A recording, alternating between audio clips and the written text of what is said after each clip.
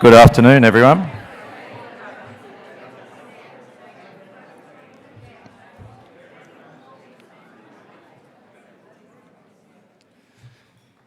Thank you. Good afternoon, everyone. Welcome to the 2021 Tourism Australia Cairns briefings.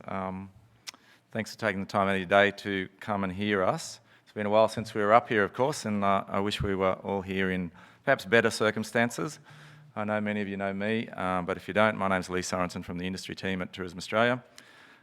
Before we begin, I'd like to respectfully acknowledge the traditional owners of the land we're gathered on today, the Gimoy, Wallabara, Yidinji and Irrakanji peoples, and their elders past, present and emerging.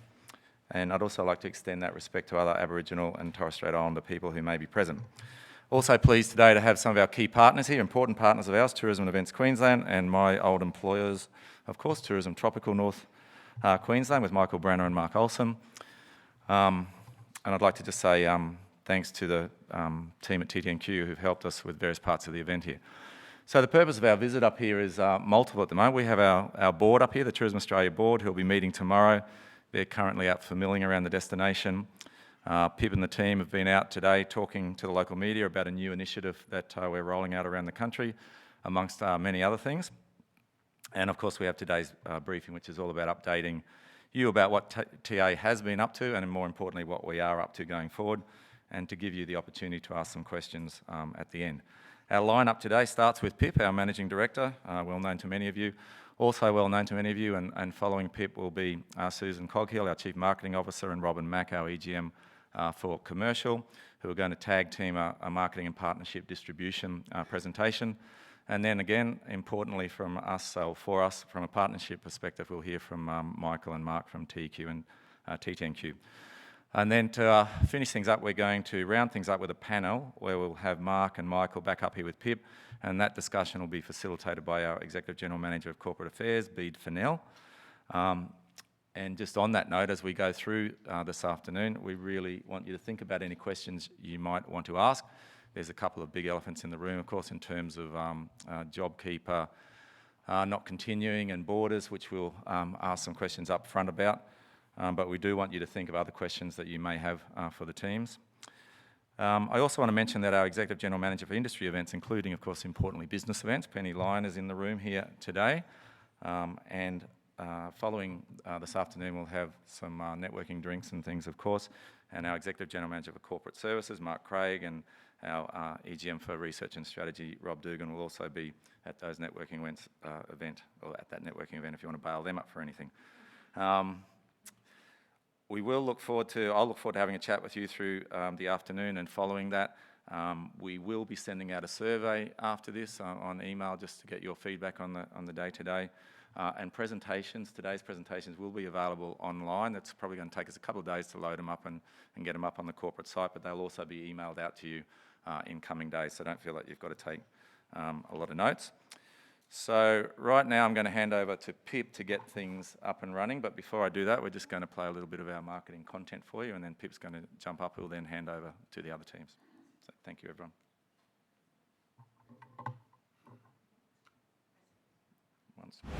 Australia. Whoever came up with this place deserves a real pat on the back. I mean, think about it. There are birds who can laugh, mammals who can sing, waterfalls that can fall both ways, and 126 different shops that all reckon they sell the world's best pie. There are walls that can tell stories, cities that start where the waves end, and there's a lot of nothing, which is actually really something. You've got rivers that can wash your worries away, bush that knows how to bounce back. I heard about places where you can fly, kayak or wade to lunch and get served a delicious beverage by a guy called Jeff. I mean, I don't know if that's his actual name, but gee, that sounds like a pretty incredible day. This is a place that took a look at the rulebook and said, nah, here's a platypus. You know the most incredible thing of all? A holiday here this year is exactly what this place and all of us needs. So get out there. For Australia. There you go, that's a sample of some of the domestic marketing that we're doing. So we are back in domestic, which has been a really interesting journey for us. But hi everybody, it's so great to be here face to face and seeing you all. I know we've done a lot virtually over the last year, but there really is nothing like face to face in a relationship-based industry. So it's really great to be here. I'd also like to join Lee in acknowledging the traditional owners on whose land we're meeting today, and also acknowledge any other Aboriginal or Torres Strait Islanders who may be present at the moment. So what I'm going to talk about today, you'll be happy to know I'm not going to spend a lot of time recapping on the year that was, but suffice to say, we were doing really well in tourism towards the end of 2019. We had record arrivals, 9.5 million arrivals. We were doing pretty well as an industry, and all of that came to an end with the worst bushfire season that we'd ever had, and then just a complete shutdown of global travel with COVID-19. So we've talked a lot, you've seen a lot of stats around the impact of that. We just had our Destination Australia conference last week, and we asked the industry, and I just wanted to share what a couple of them have said about what 2020 was in one word to them, and I think it'll give you an idea of that we're all in the same boat. In one word, 2020 has all been about coping. 2020 in one word, frustrating. I describe 2020 in one word as foreign. None of us have lived through a pandemic before. It was really difficult to understand how it was going to turn out. I'd say challenging, but good challenging. I was talking to one of the team about this yesterday, and there was always light at the end of the tunnel.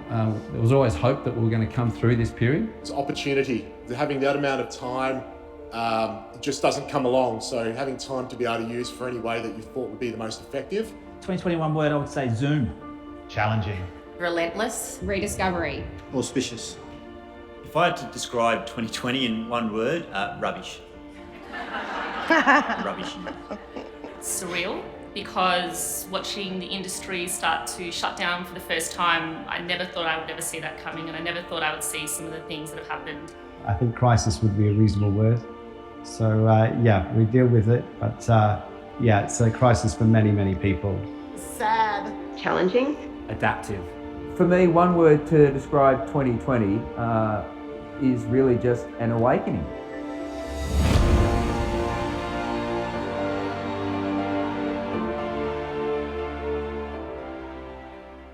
So I know that we're an optimistic industry, but good challenging seems like a real stretch to me anyway. I don't know whether you guys found it good challenging, but it certainly has been challenging. So I want to focus a little bit on the future and what we're doing about this. I mean, we can't control what's happening, but we can control how we respond to it. And I have done a bit of media this morning, and everyone is asking about, JobKeeper and what's going to happen at the end of JobKeeper. And I just wanted to acknowledge it is the elephant in the room. It is ending, and we have this period of time between JobKeeper ending and the borders reopening. And I think this is going to be a tricky time for everybody in the industry. And so I just wanted to acknowledge that up front and say, we are doing what we can do within our space, and we are a marketing agency and a demand creation agency. So we are focusing on how we can just get more people on planes to come here. And I think, I know that domestic travellers aren't the same as international travellers, but we're just going to give that a really red hot go. And I know that, TEQ are doing a lot, and so is TTNQ in that endeavour. So, bums on seats is what we're really focused on at the moment. And part of the reason of being here and bringing our board up here is just so that we can make sure that we are doing the right things, and that our strategic response, which I'm going to show you right now, is appropriate, and it's going to work for you as well. So really happy to have an opportunity for Q&A to answer some of your questions, and also the whole team are here to speak later as well.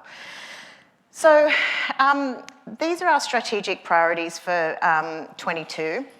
And you can see they start as very short term and they go to long term, because we have, as an industry, been working in crisis mode for about 12 months now. We're about 3 days away from having our borders closed for a whole year, which is really quite incredible when you think about it.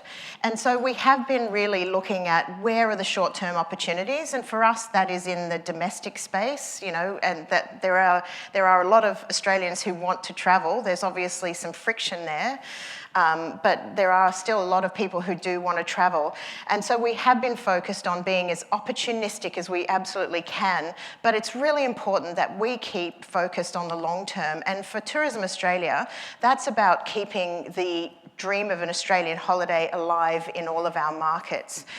So we are very, very focused on keeping engaged with our partners, our commercial partners offshore, making sure that there is a lot of Australian stories out there, and our PR teams have, and Susan is going to cover this off, our PR teams have been busier than they've ever been in market, because there are a lot of really good news stories there that the world want to hear. And so we've been doing lots and lots of pitching, and so there has been an incredible amount of content going out, because that is the long term and that is what we're focused on securing. But so in between sort of firefighting and long term, there is also a few things that we're focusing on.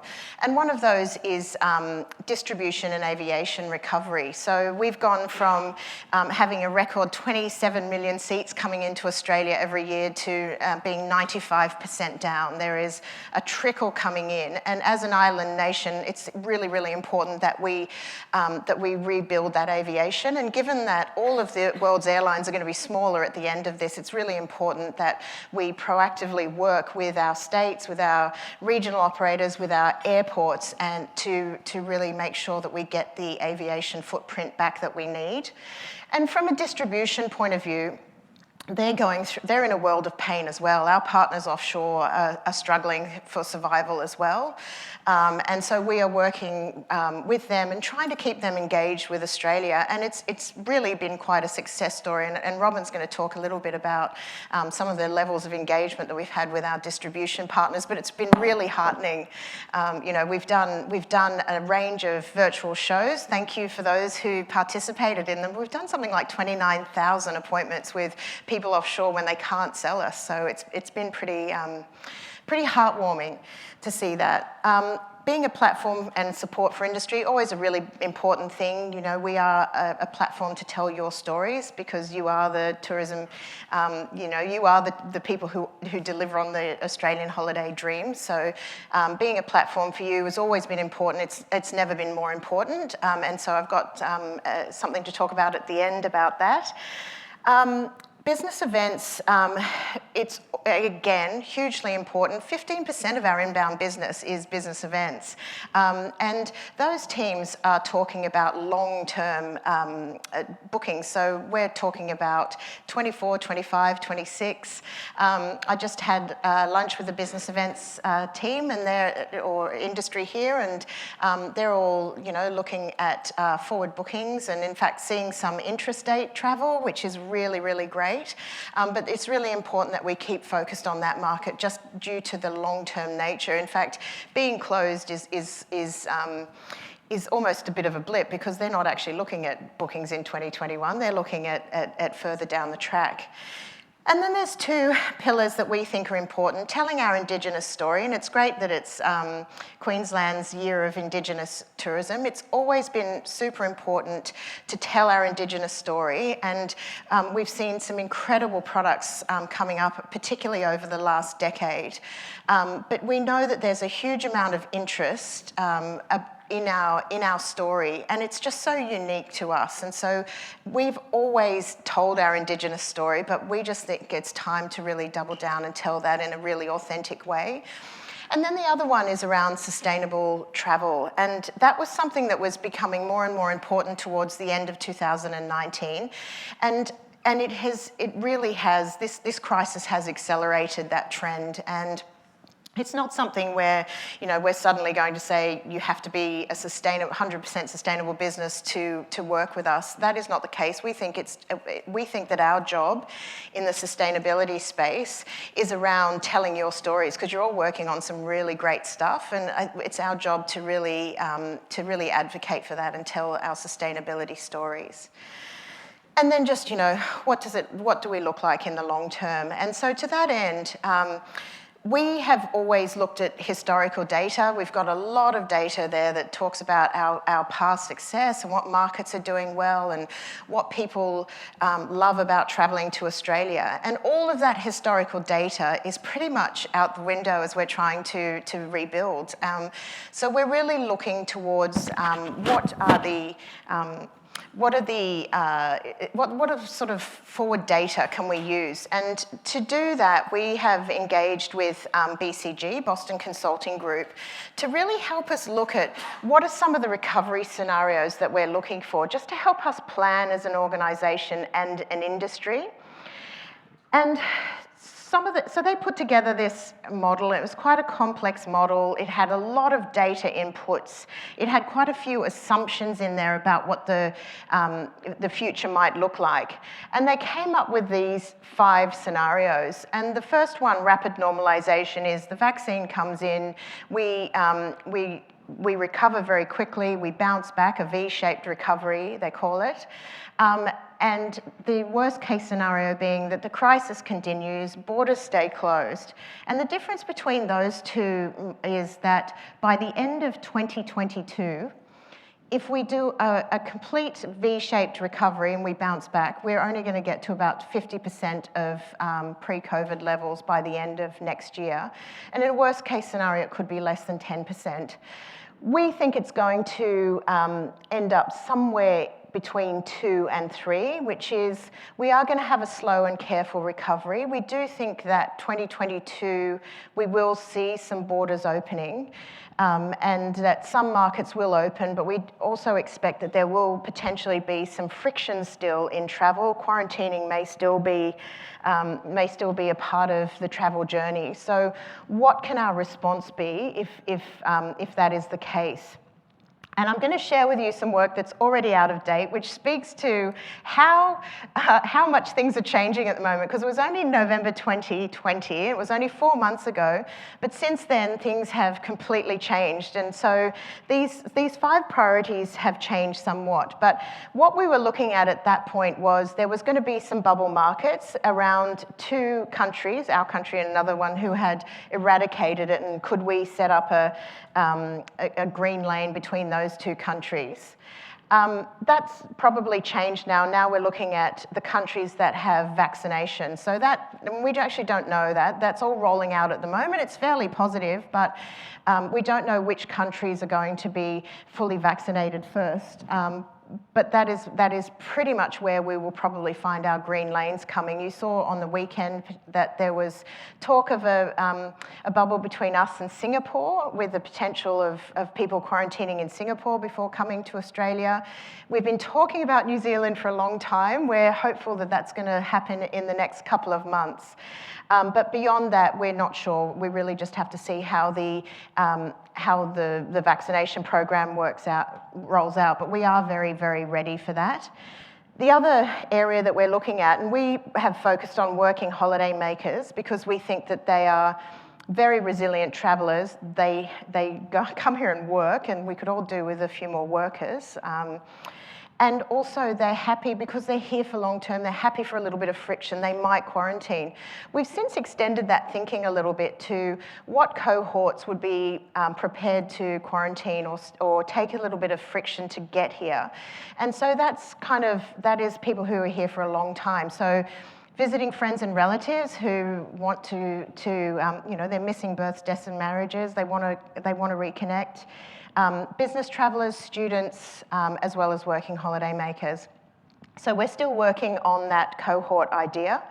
Of course, we're in domestic Australia. We haven't been in the leisure market in New Zealand for about 5 years now, but as soon as the borders do reopen, we've always had a business events presence there. We will go back into New Zealand in the leisure market for a period of time. And then that last one is around opportunistic plays. Where are the opportunities that in areas that we may not work? So we work in 15 markets around the world that we think offer the best opportunity for tourism into Australia. But we will look beyond that. We will look beyond our target market for any other opportunities that we can find in this recovery period to bring more people into Australia and help support the industry. So, our domestic marketing. So we've been in the domestic market now for the best part of a year with the Holiday Here This Year campaign. And the way that we work with that is we're not going to specifically market destinations. The states and the regional organisations do a really good job of that. Where we work is in alignment. So that is getting people to actually get out and have a holiday. So not renovate their house, not buy a car. And we know that both of those categories are absolutely going through the roof. But to get out and have a holiday. But not only that, have a holiday like an international person would holiday. Because we know that the domestic market has different holiday habits and spending habits when they holiday here rather than when they go offshore. And we know that when international travellers come in, they do a lot more than domestic travellers do as well. So there's a few things that have really struggled with that, and that's specifically in the experience space. And so we're focusing on where are those areas of market failure. So experiences is definitely one of them. Cities, we're marketing cities at the moment. We've always been about regional dispersal, get them in and get them out. That's been a really big focus of ours. But now we're really saying come back into the cities because they are missing corporates, they're missing students, as well as domestic and international travel. And so they're really on their knees as well. And then there's the destinations that are heavily internationally reliant, and obviously that Cairns falls into that one as well. So some of the stats, consumer confidence is changing incredibly rapidly at the moment. So we are doing market research every 2 weeks at the moment, and it's really important that we do that because if you put something out at the wrong time and you don't hit the zeitgeist of the moment, you really can get into trouble, or at worst, but at best you just waste your money. So we keep an eye on consumer confidence, and it's great that consumer confidence in the Australian economy is really high. So the difference between those two lines is the yellow one is all Australians, and so above 100 is confident, below is not confident. You can see that we're just a little bit unconfident. But the maroon one is people who are planning a holiday in the next 6 months. And you can see that they're in positive territory. They really want to travel. So the bad news is confidence in actually travelling is a problem.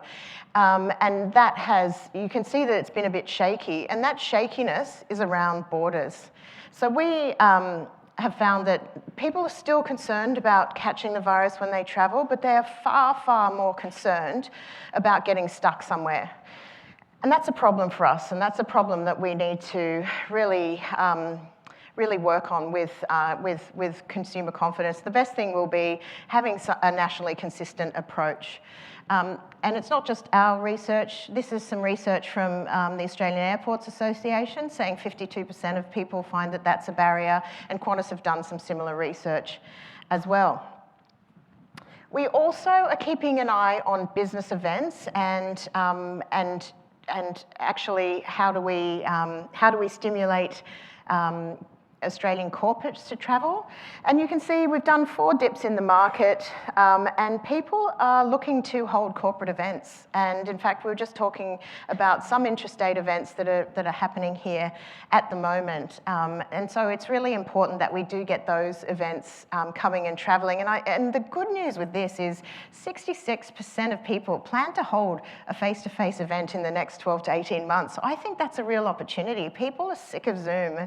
They're sick of not seeing each other face to face, and they're sick of not being able to train their team members and build their culture and all of those kind of good things. So I think that we're in a really good spot, and we are, Robin and Suze are going to talk about what we're doing, but we are in business events again, domestically for the first time, and we're doing event here this year. It's a campaign that we have rolled out just recently because it hasn't been the right time, but we're at a point where we are now pushing for intrastate events as well.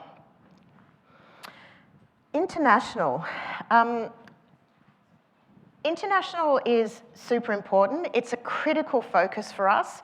It's our raison d'etre, if you'd like, as an organisation. And so all of our offices around the world are still there. They're still working. They're actually busier than they've ever been. And so what are they doing? They're not doing conversion campaigns. They're not doing big brand campaigns. But they're doing lots and lots of content, lots of social, lots of PR. We've done 4 virtual events, as I talked about just before, and had incredible engagement from both sellers, but also buyers on the other side. And our Aussie Specialist program is going from strength to strength. So we're really committed to that. It's a long-term decision to have an Australian holiday, so we're working really hard on 2020 bookings at the moment.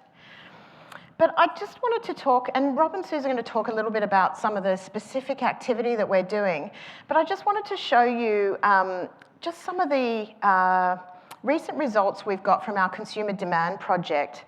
And our Consumer Demand Project is a long-term study that we've done over the last 8 years in conjunction with our state partners in all of our key markets. And for the first time, we're seeing that Brand Australia metrics are going up. We are now seen as a more safe and more secure destination than Japan. And you know, people are really loving our nature and wildlife. That's taken a real uptick. And so what we're actually seeing is that our tailwinds, which have always been the time, distance and costs that it takes to have an Australian holiday, we've always really scored very highly in terms of, do you want to come to Australia? Yes, absolute bucket list. When it comes to conversion, we fall right down in most markets. And the reason we do is because these rational barriers get in the way. But now, after COVID, it feels like that's actually become a bit of a benefit to us because we're a long way from anywhere and we've managed this well, because we're sparsely populated, and because actually we can offer those safe and quality experiences, our value for money has gone up. The cost of a holiday hasn't gone down, but people are prepared to pay more for what we have to offer. So we're actually quite positive about you know, the long-term brand health and desirability of Australia as an international destination. We just have to get through the next couple of months. So what are we doing in international markets? I've just talked a little bit about what the teams are doing at the moment while there is restricted movement. As soon as we get some idea, and this will be market by market, when can we open? We have a plan ready, and our plan is around getting out there with brand marketing, and then just as, you know, when we have a fixed date, kicking in with those conversion programs as well. So ideally it would be 6 months. I'm pretty sure we're not going to get that much notice, but just rest assured that we have plans to get going as soon as we possibly can. And when we get going, we are going to go out fairly big, because we are not going to be the first ones to open, let's face it. So we really are going to have to do something to really make a splash. And so we are going to use everything we have in our ability. We're going to use our brand marketing. We're going to have a launch moment, but we're also going to bring journalists here and bring trade back down and just really show that we're open for business again. So we're ready to go. We just need an indication of when we can welcome people back. I'm not going to talk too much about this, but some of the trends, there's a lot of market research out there on how are consumers changing, what is the traveller of the future going to be like, And I think a lot of that research is out of the moment, and there might be a bit of a snapback, and then a lot of it is going to trigger some longer term change. And our sort of stab at this is these areas. Choiceful travel, which is around leaving a light footprint when you travel, leaving a destination better than you found it, which is kind of that sustainability message. We think that that's going to be quite a big thing, and I know that TEQ are very aligned with that on their brand positioning. Premium proliferation is really around the fact that there is actually a lot of money in the world at the moment. There's more cash around than there ever has been. There's been a lot of stimulus and people are saving their money. So there are a lot of cash reserves, and so people are prepared to pay good money to have a good holiday. And so, we think that there is going to be a bit of a surge in premium travel, and that doesn't mean taking a private jet and just staying in a $2,000 a night accommodation. It's really just splashing out on those experiential holidays and getting back out there. The shift east continues. We've been seeing a shift from east to west for the last decade now, and that shift is going to continue. It will probably be accelerated a little bit by this pandemic, because people are going to stay a little bit closer to home, and we are in the region of Asia, so we do expect that we will see more Asia. China's a bit problematic at the moment, but longer term, all of our brand metrics for China are good. So I think that one's going to take a little while, but we are long-term optimistic about that market as well. The work from anywhere. We were in Darwin yesterday, and there was a whole range of Melburnians living there because they escaped lockdown. And there are a lot of companies like Booking.com showing that there are people looking for long, sort of 3-4 month stays. So because you can work from anywhere now, people are taking advantage of that and going and working somewhere else. So is there an idea in that for us? What can we do with that trend? And then escapism, which is really around, just really speaks to our strengths, getting out there in the wild and the nature and getting away from it all, which is really, I guess, a trend towards that is only going to help our country. So we've talked a little bit this morning with media here about some of the industry support programs that we're rolling out. And so I just wanted to talk to you a little bit about what we're calling the National Experience Content Initiative. So what is that? It's basically, we are going to create a range of imagery, video and photography across Australia. And this is a content initiative that is pretty much the largest one we've ever undertaken. It's going to roll out over 18 months, and we've put $12 million towards it. And the idea is we need to really, when we go out back in the world, we're going back to a hyper-competitive market, and we need to put our best foot forward. So we wanted to have a fresh and compelling new range of imagery and assets that we can show up with. And the great thing about this program is that we have the rights in perpetuity, so the experiences themselves can use them, and we can use them. Anyone can use them. So that's rolling out from here. So we've done a pilot on the Gold Coast, because with a program like this, you just want to make damn sure that it's going to work. So we've done a pilot on the Gold Coast, and we're really excited to be launching it here today in Cairns. And Cairns is going to be the first cab off the rank. And the idea is that we will, showcase our incredible experiences, first to Australians, but then to the world when we reopen again. So I just want to show you, we've got 2 hype reels from the 2 products that we trialled on the Gold Coast, and they're quite different. So I'm just going to show you both of them, just to give you an idea of what the program is going to produce. So this is a 60-second hype reel. There's also going to be images and also a lot of B-roll, which marketing people tell me is just content, just a lot of video that you can edit down to use for whatever you want. Is that right, Suze? Okay. So I'm just going to show you the 60-second hype reel for the gin experience first.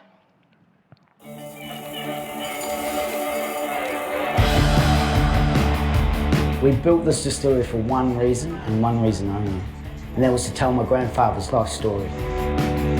We're storytellers that just happen to make some of the best spirits in the world.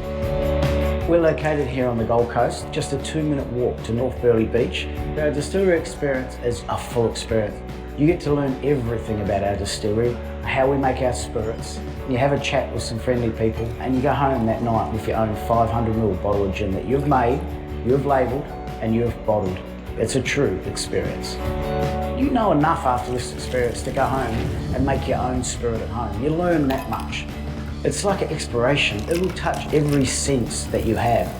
The #1 feedback we get from people from around the world is that when you leave Grandad Jack's, you feel like you're now a part of the family.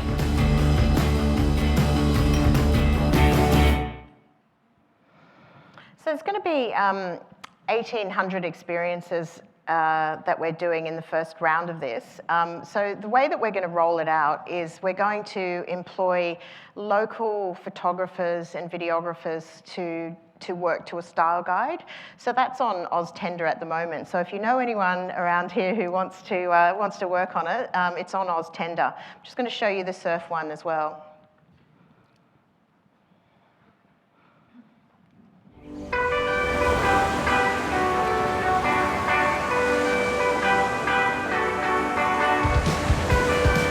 What I'm passionate about is introducing people to our aquatic environment. What we do when someone comes to surf, we start off with just a very simple explanation and demonstration on land. Then we practice, we get it right on the land, and then we jump into the surf.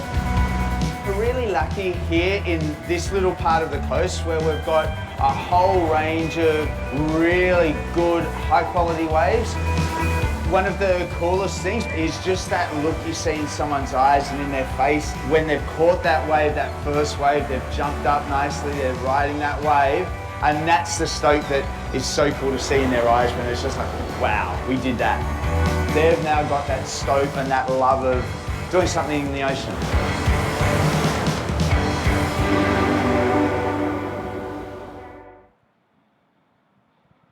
So there you go. I hope you're as excited about that as we are. We think it's going to be an incredible project, but lots and lots of work. So before I hand over to Suze and to Robin, I just wanted to end with another word from industry. So this was again something that we filmed across all states and territories, and ended off Destination Australia with what are your hopes and dreams for 2021 in one word? Thank you, and I'll hand over to Suze and Rob now. The one word that would best describe our hopes for 2021 is stability. Can I use the word hope to describe my hopes for this year? I think that's the key word, hope. I think everything revolves around that. We want to think good things, and hopefully that will all revert to open borders, that security factor, that sustainability factor, all coming into play. Hopes for 2021, I would say opportunities. One word for 2021, balance. Community. Gratitude. Optimism. Confidence. The confidence to be able to face this challenge and the challenges that will come. For the tourism industry, the one word I'd describe for the hopes for this year is togetherness. Remaining together, supporting each other. The one word that I would use would be optimistic. Really hopeful and confident for the future. For 2021, hope. Resilience. Pragmatism. Opportunity. Conservation. Stabilisation. Optimism. Stability. Yeah, I'd like it to be 2 words, safe and exciting. 2021, one word, it's hope.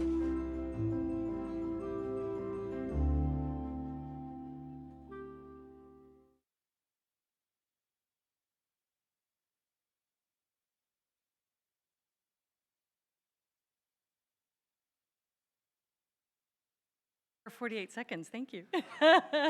Hello, everybody. It is so good to see you guys. I just want to echo what Pip said about being so excited to be here with you guys in person. This is the first industry briefing that we're doing in person in well over a year or so, and it's really lovely to be back here and doing this in Cairns with you guys. So we are potentially at the end of my presentation, so we might just, that's the big reveal.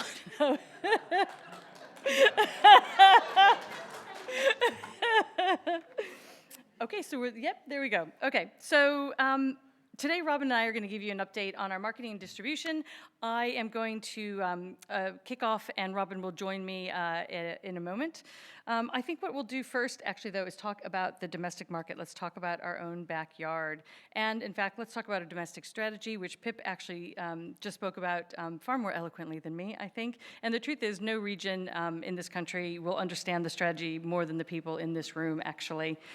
It's about getting more Australians out to see more of our country, and not just seeing the country, not just flopping and dropping, but actually experiencing and doing things, and really making up for that gap that we have in international visitation. We need to support our iconic regions, like Cairns, and also like our cities who are suffering without the international visitors. So our aim is to rally Australians to holiday like they never have before, and really make the most of this special time when they can enjoy our own backyard.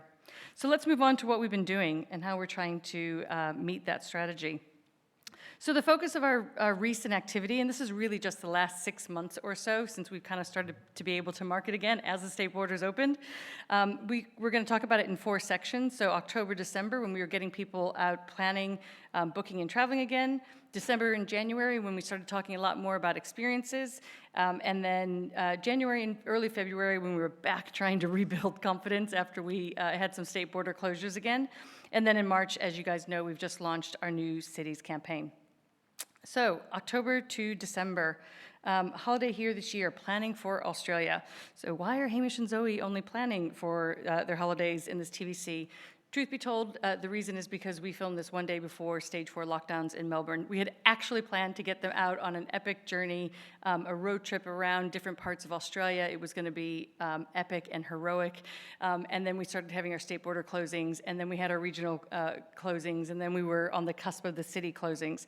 But we did have a creative solution, thanks to our agency partners, of how we could still showcase the best of Australia, and we had the couple on the ubiquitous Zoom call where they're actually sharing video and images of where they wanted to holiday. I think we're all going to look at that commercial in a few months' time and just say that is so 2020, and we're glad that's behind us and that we're now able to get out and travel. But the campaign worked. You know, our research showed that people who had seen the ad were 50% more likely to say that they were keen to book a domestic holiday as soon as possible. We saw visitation to our website go up. We saw a 101%, not 100%, but 101% increase in domestic flight searches after the launch of the campaign, according to Skyscanner.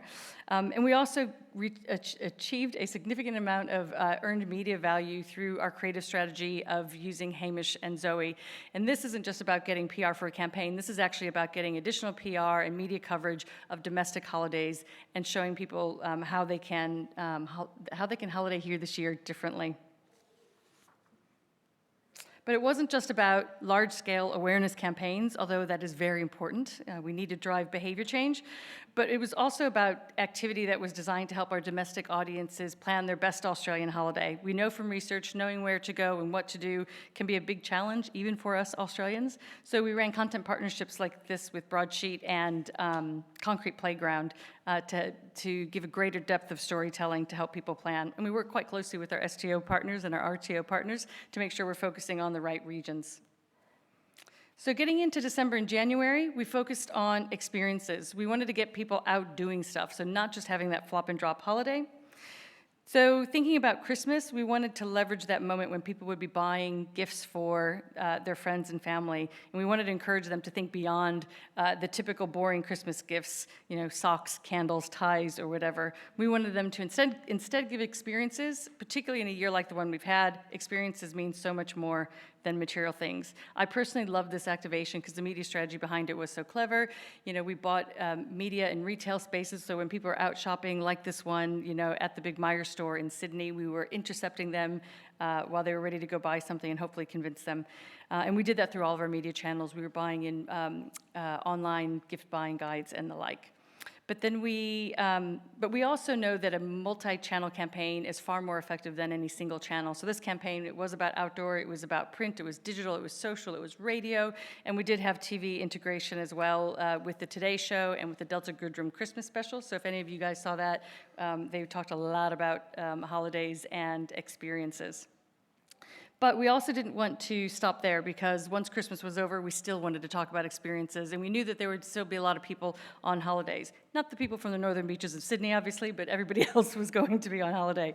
So we changed out our messaging on Boxing Day and started encouraging Australians to do, not to have holiday, but to get out there and do something incredible this summer and make it a holiday to remember. We did have pretty high rotation of that platypus TV spot that Pip played at the start in the cricket, so I'm sure some of you guys have seen that. So moving on to January and February, this was all about rebuilding confidence. Again, that Northern Beaches outbreak was just terrible timing, and even though it was well managed and the border closures weren't, absolutely the entire states, to all states, it still rocked public's confidence in interstate travel. And I think it was about this time that we started to see the dip in confidence for travel, not being because of the virus, but actually about whether you're going to get stuck behind the border somewhere else and not be able to get back to where you need to go. So after a summer of thwarted holiday plans and rocked confidence, we wanted to get holidays back on top of the agenda again. And to be honest, we actually wanted to build confidence with the industry again. We wanted you guys to see us out there talking loud and proud about holidays and experiences. So we briefed all of Australian media. The first week of January, we did a big conference call with about 50 different people, a lot of them dialing in from their own holidays. And we told them that we wanted to create a travel takeover week. So as people were coming back from Australia Day, ending their summer holidays, those that could, we wanted to get the idea of booking their next travel, the next holiday, right at the top of the list for them. And as you can see here, we had fantastic integration across all of our media owners, surprisingly, even when they did the creative for us, which I'll show you in a minute, an example from 9, they were right bang on message for holiday here this year and sharing the dream and love of travel. That example. Every day I'm reminded just how lucky we are to live in Australia. There are plenty of people who wish they were here right now. We're not taking it for granted anymore.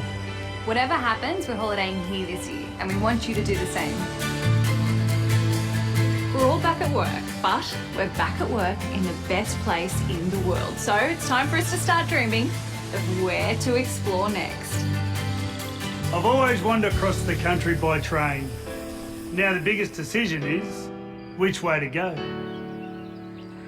Queensland is where I'll be taking my family. My daughter's not quite ready for the big theme parks, but you are never too small for turtles. So join us, because the best is in your backyard. And when we holiday here this year, we can all recover together. Now is the time to plan your next holiday at australia.com. So for that 1 week of activity, we saw a 5% increase in intention for domestic holidays, which is pretty impressive for a single week's worth of activity. You guys would have seen in February, we had our weather crosses. We came to Port Douglas and Cairns. We were with the Quicksilver Dive Center in Port Douglas. We did a live interview with Wildlife Habitat, Solar Whisper. We did live interviews with Coranda Scenic Rail and Sky Rail. We had footage of Mossman Gorge. Up here in Cairns, we filmed from the from the lagoon pool.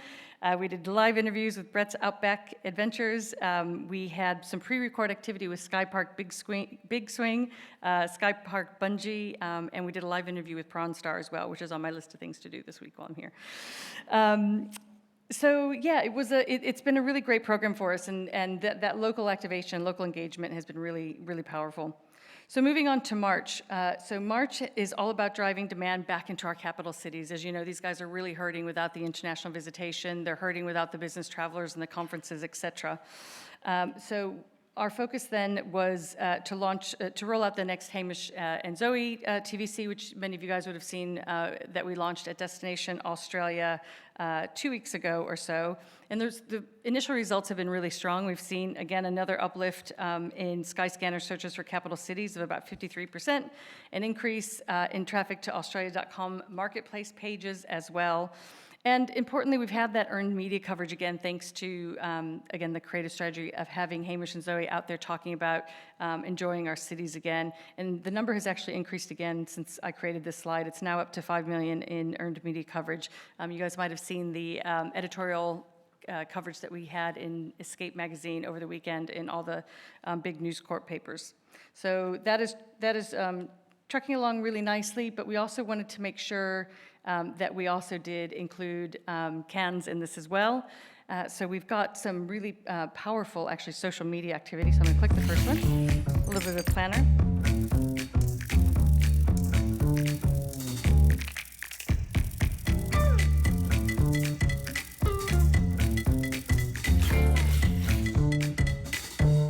Nice little bass track there to get attention.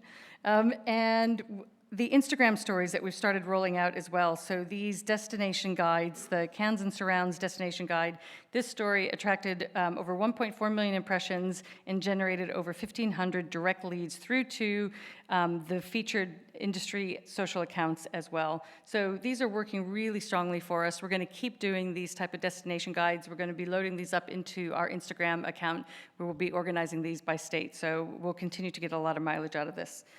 And we have also updated our content on Australia.com. So we've updated the city guides, including Cairns City Guide, with all new content, including kid-friendly itineraries, which I have been sharing around myself to some friends who are coming up here. Our ongoing PR activity, as Pip said, they have just been, working in overdrive for the past year. Very passionate about telling the Australian story, and they've continued to drive so much coverage both locally and internationally. Tropical North Queensland is such a big part of that storytelling, as you can see. We work closely with our STO and RTO friends. We've made sure that you're included in the hot list every single month. We make sure that Tropical North Queensland is included in the 2021 travel trends and the hot list as well. And we've recently even gotten we have the standalone sustainability feature with Vogue. So we try and make sure we're telling a wide range of stories for this region. But we're not over yet. I know that was a lot to cover, but I'll tell you what, the team is they're not kicking back just yet. There's still a lot to do. We have a large program of works to roll out before the end of the year. And it's activity that we need to make sure is as impactful and effective for the industry as possible. We've got the aviation package, which Pip mentioned. We're working on how to support that initiative. I don't have anything to share with you guys, full transparency. It's very much a work in progress, but we will be sharing as soon as we can. We are going to be starting production on the next installment of Holiday Here this year with Hamish and Zoe as well, and we're finally getting them out for that epic holiday, and we will be bringing them up here to Cairns and Port Douglas. I don't have any details that I'm allowed to share on that yet, mostly because my team hasn't told me yet, but stay tuned. We'll be seeing stuff very shortly. And I'm going to hand over to Robin now, coming up to the stage. There you go. Thank you. Hi, everyone. Great to be back in Cairns and doing something face-to-face and seeing some familiar faces. Look forward to networking with you a bit later. The partnerships that we do for domestic really underpin everything that Susan's talked you through in terms of activity. It's fully integrated in our campaign work. We think about those in 3 different types of partnerships. So our national partnerships, you can see on the left there, that's what we do as Tourism Australia, where we look at a national campaign. We're looking at maximum conversion, that we can drive maximum benefit to maximum industry. Some examples there that you can see, My Holiday Centre campaign that's up there, but just talking to Mark earlier, we also included you in the cities campaign we got running with Qantas Holidays, and Cairns was featured in that, and that's going well from all accounts. 16 national partnerships, over 12 million room nights, and over 7 million passengers booked since we started this fin year. The middle one there, the state partners. We're working with all 8 states and territories on this. Tourism Events Queensland's one of our biggest partners. We've had several, I think there's actually 19 across this fin year. 8 are in market now, and we've got another 7 coming up for the rest of the financial year. So lots of activity. You can see a flight centre example there. The one on the right is really what I wanted to say thank you for you guys in the room for supporting. We call it our Halo partnerships. And this is when we make a toolkit available, the Holiday Here This Year toolkit. Over 3,500 of you have downloaded this. You've taken those campaign assets, that Holiday Here This Year, and you've integrated it into your activity. And we really appreciate that. And it means that when we're talking to the consumer in those big scale campaigns, when they're looking around online and in the distribution way, they can see that you're integrated and you're working with us, which is fantastic. The Aussie Specialist Program, been going 30 years in the international markets, but we didn't have it in the domestic space. And back in May, we thought, maybe it's an opportunity to push it back, as a lot of our agents here, obviously, we're pivoting and focusing on the domestic activity and campaigns around that. We were blown away by how well this was received by the agents. You'd think that we would know our own backyard as travel sellers here, but they'd been predominantly, as you'll be aware, focused on outbound. So their knowledge of Australia was really low. And the opportunity we've had from this, you can see the stats, over 4,500 registered. This is kind of new advocates for selling Australia. And we always talk about opportunities that come through crisis. And one of the positive legacy things that's going to come from this situation is when the borders do open, and yes, they'll start selling outbound again as well, they now have such a good knowledge of Australia that they'll put that in the mix we see going forward, where it wasn't there before. So really good opportunity. They're seeing the yield and seeing the benefit. We do this program in partnership with all states and territories, and you see some great content on there for your region. We had one of our specialist trainers, Ricky, up doing on a road tour and playing into that self-drive piece. So great activity. A shout out to the business event side that Pip mentioned at the start. So we have holiday here this year, and then we have event here this year. This launched in January. We have such a great opportunity in this space, and Penny and her team do such a great job with it in pushing it out and showing the opportunity. It's work wonders for your business is the campaign, and this is out visible. It's not just in trade press, it's actually focusing on the consumers, so we see that in our day-to-day activity. Great results that we're seeing through in resonance. On the right there, you can see their kind of toolkit download at 220. Because this is such a niche audience we're talking to, that's a really good start and positive outcome for the industry embracing it. So that was a whistle-stop tour on domestic. Looking at international and just reiterating the strategy that Pip highlighted to you, we're active in 15 markets for those who aren't so familiar with where we are overseas. They've never been busier, as Pip said. They're really staying engaged and connected with the trade, with media, and the consumer. You know that Australia, in many of our markets, is a long-term purchase decision. So keeping that audience warm, engaged, and enticed with activity and awareness is strong and important. But also, we're not looking at not driving those short-term opportunities, those bubble market opportunities as they come. We're ready to go as soon as those borders open. I can't tell you how long we've had our New Zealand campaign ready to go for, but we're almost there, just waiting for that reciprocal border opening. And Singapore and et cetera, et cetera. They're all getting ready, but good to go. But I'll pass you back to Suze to bring some more of the marketing to life. Thank you. So, our marketing areas of focus internationally, not surprisingly, our channels of choice at the moment are just really great storytelling channels. So it is about content. It's about our very powerful social media channels. It's about leveraging PR, as Pip mentioned, and then also when and where we can find cultural moments of sort of shared passion. We do try and leverage those as much as possible. We have kept up our search engine marketing, but I don't have a pretty picture for that. So I'm just going to move on and talk about our 8D videos. You guys would have seen these. These have been around. We launched these a few months ago.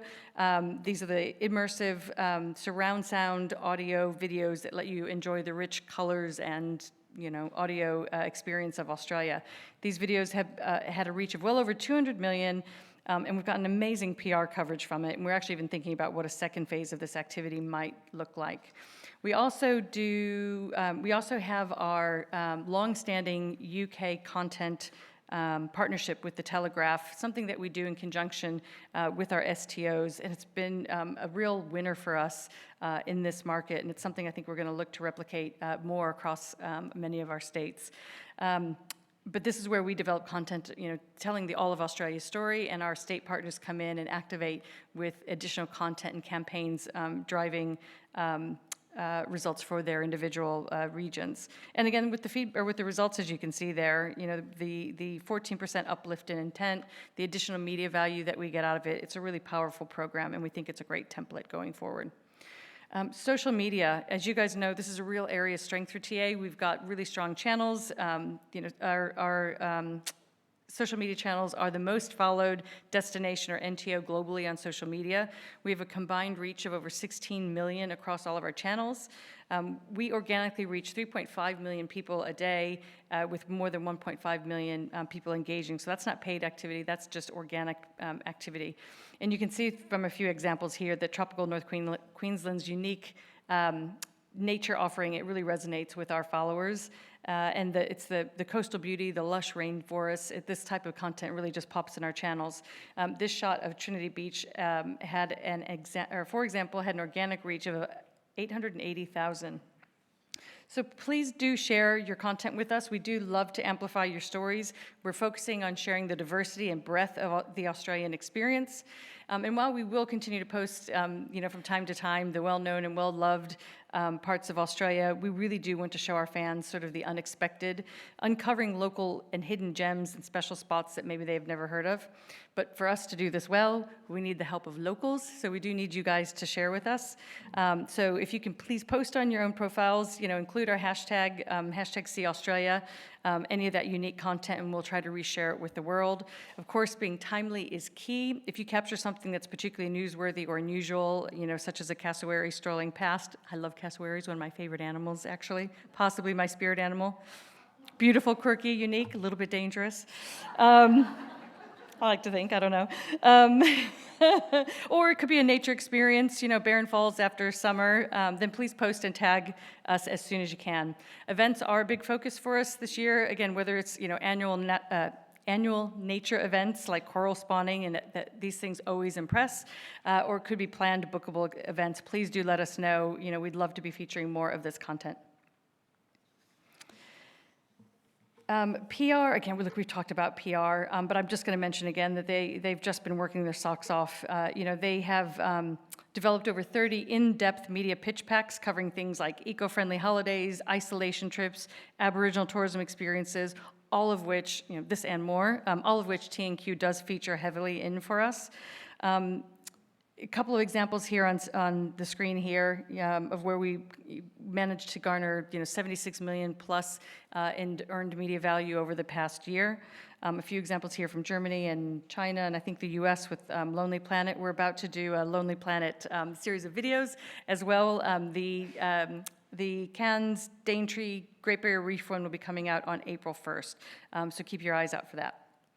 And I talked about the shared cultural moments. So this is one from India where we leveraged the Border Gavaskar cricket series, that shared moment, or that shared passion of Australians and Indians of cricket, of course. Our clever team there organized the sponsorship. We lined up our Friends of Australia. We did a whole bunch of content with the Friends of Australia and other influencers, like the likes of Harsha Bogle. Our videos have been viewed over 15 million times, and we've had an earned media value of around 3 million. I'm going to pass back to Robin now for a bit more. And I won't be talking about spirit animals. In terms of distribution, I don't need to tell you guys in the room how important this is, but it's critical for our success as those borders open again. We were a complex destination at the start before this crisis. We're still complex when we come back out of it, particularly for first-time visitors, navigating their way to get to Australia and finding the intermediaries are so important. Pip's talked already about the Australian marketplaces. Thanks for everyone here who attended virtually. It went so much better than we thought it would do. Border Outlook was very, 12 months ahead when we did some of these. It was in the media about that, but that reconnection was so important for them to speak to you guys and know how you were operating and getting ready for them coming back. It was really, really great, and thank you for your support. Aussie Specialist, as we talked about with the domestic going really well, globally it's been phenomenal. Again, we've been blown away by how this program has been embraced. People have had more time on their hands, sadly, the frontline travel sellers, but they've embraced it from an Australia perspective. In a normal year, we will train about 32,000. Up to June last year, we'd increased that 175% to 82,000 that we trained. So again, the positive for this, when those borders open again, we've got a lot better engaged audience that are better able to sell for dispersal, for yield, and length of stay. So really powerful. 8021, who's excited of that one coming back? I know we are. We missed it last year.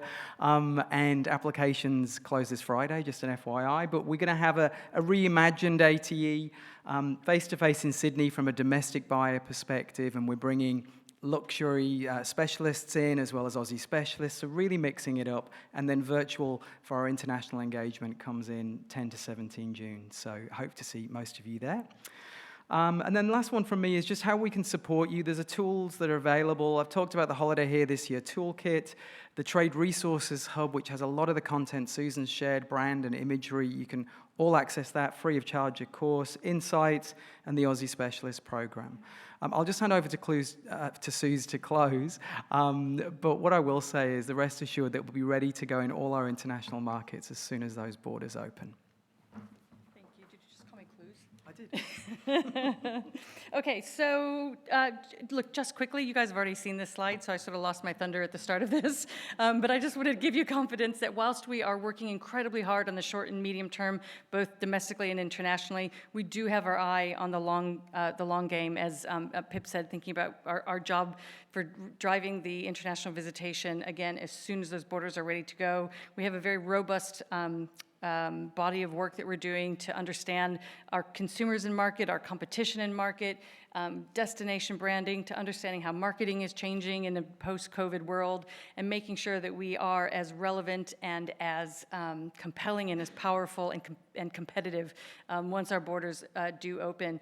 And I guess I also just want to point out that we have invested a lot of time and a lot of money in building Brand Australia and building that TNLA, there's nothing like Australia, brand platform. And we feel very strongly about keeping that and just breathing new life and new relevance into that.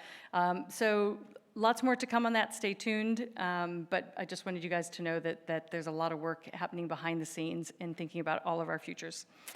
And with that, I am going to say thank you, first of all. Appreciate your guys' time and attention today. And I'm going to hand over to Michael Branna, who I think all of you guys would know is the Group Exec for Global Marketing from TEQ. Come on up, Michael. Yay.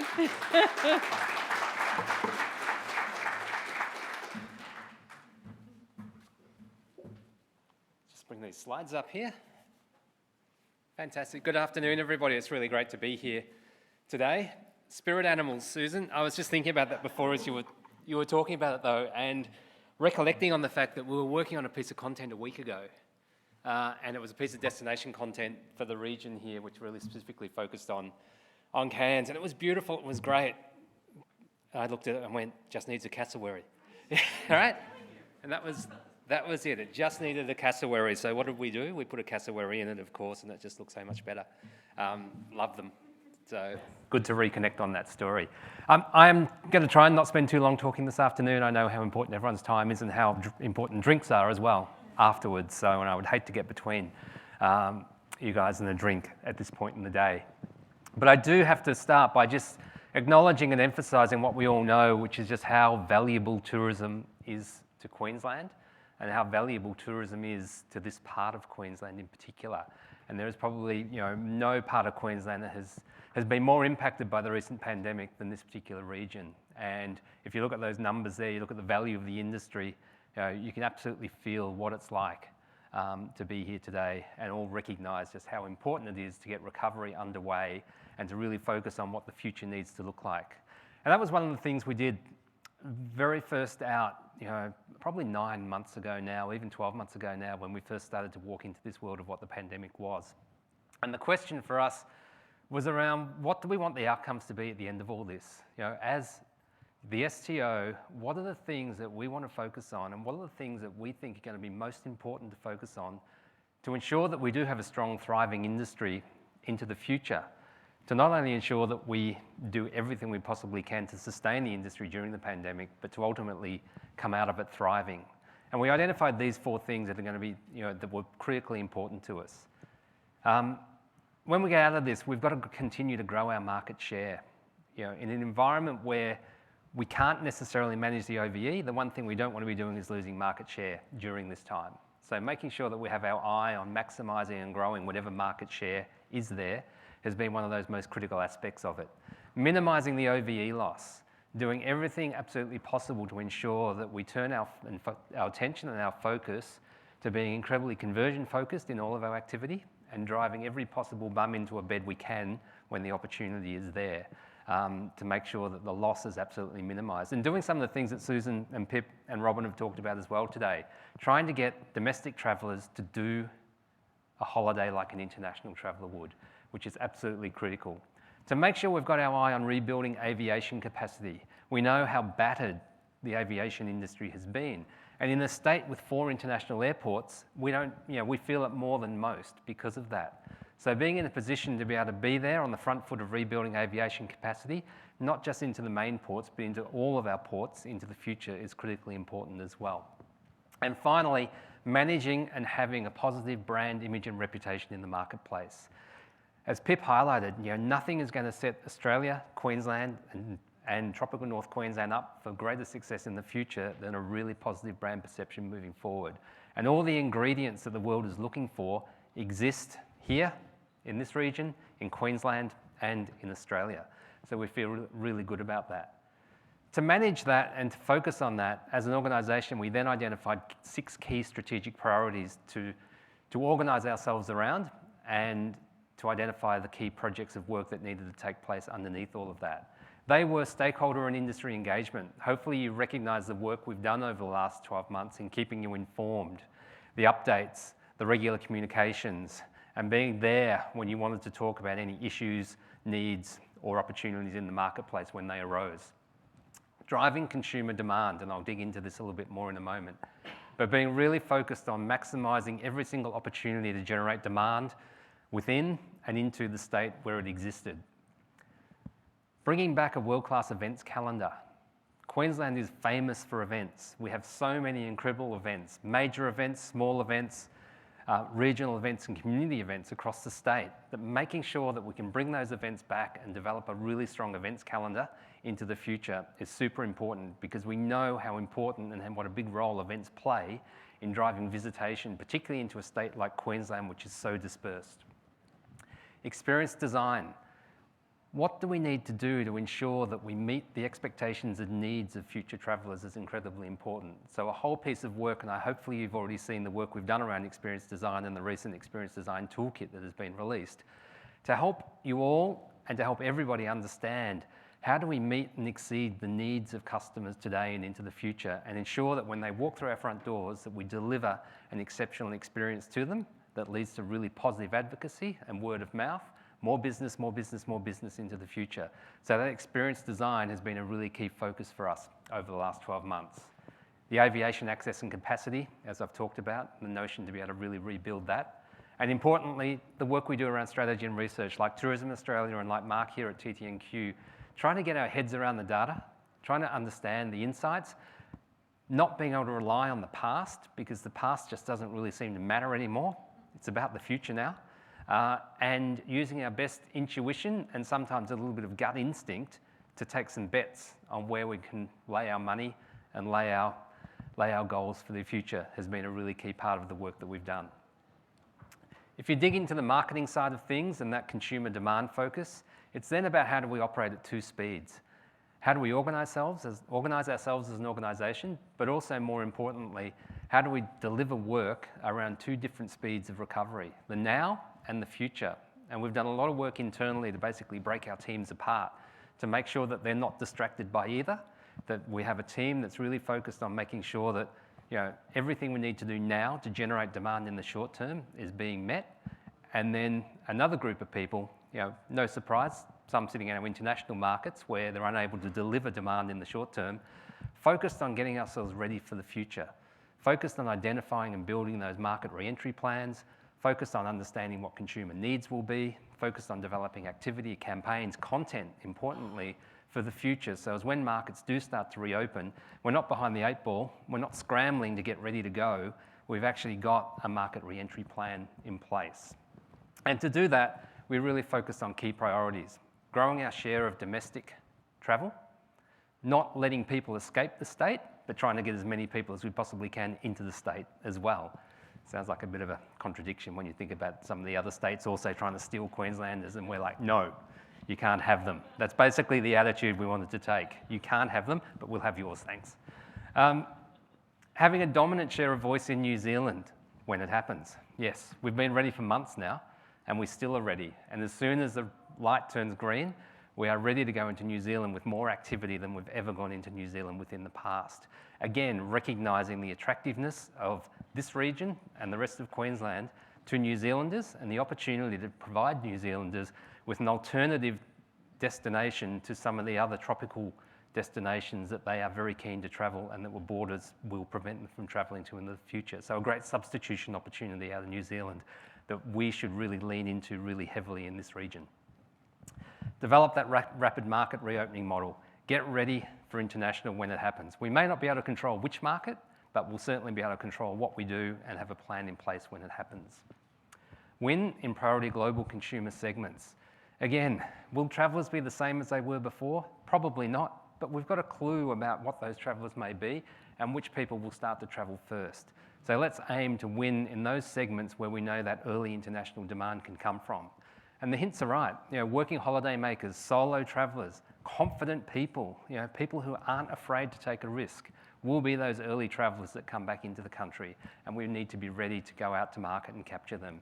And importantly then, convert global demand across using sophisticated digital platforms and strong global partnerships. Again, recognising that travellers can come to Australia from anywhere in the world.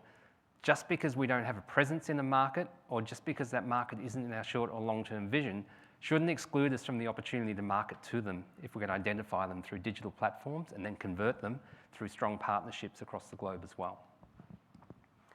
Right here and now though, we've got several challenges we need to face domestically. This whole thing about sentiment, this whole thing about people being afraid to cross a border, it's ludicrous, but we're dealing with it and we see it every single day. We have to manage that and we have to deal with it through our marketing and communications. I'm going to give you a little sneak peek later of something that I'll get in trouble for showing you, but I'm going to do it anyway, of our next campaign that really does try to address that sentiment piece. Driving aspiration for Queensland. At the same point in time, what the data and what the research information is telling us is that Queensland is not seen as different to New South Wales or Victoria if you live in New South Wales or Victoria at the moment, because your need for a holiday is pretty basic right now. Your need is to relax and unwind. Your need is to reconnect with family and friends. Your need is to feel safe. And you can do that within a couple of hours of your front door without having to go through this whole drama of crossing a state border and the uncertainty and everything that comes with that. So we need to work really hard to drive aspiration for Queensland and back it up with really strong conversion. So therefore, a big part of our strategy in the months ahead will be about really trying to dial up and working on dialing up the aspiration for Queensland. And the brand platform, the whole idea that travel should be for good. Travel is transformational. Travel is great for you as a person and can have an impact on the world as well, is something that we'll really start to lean into from our communication perspective to help build greater aspiration for Queensland.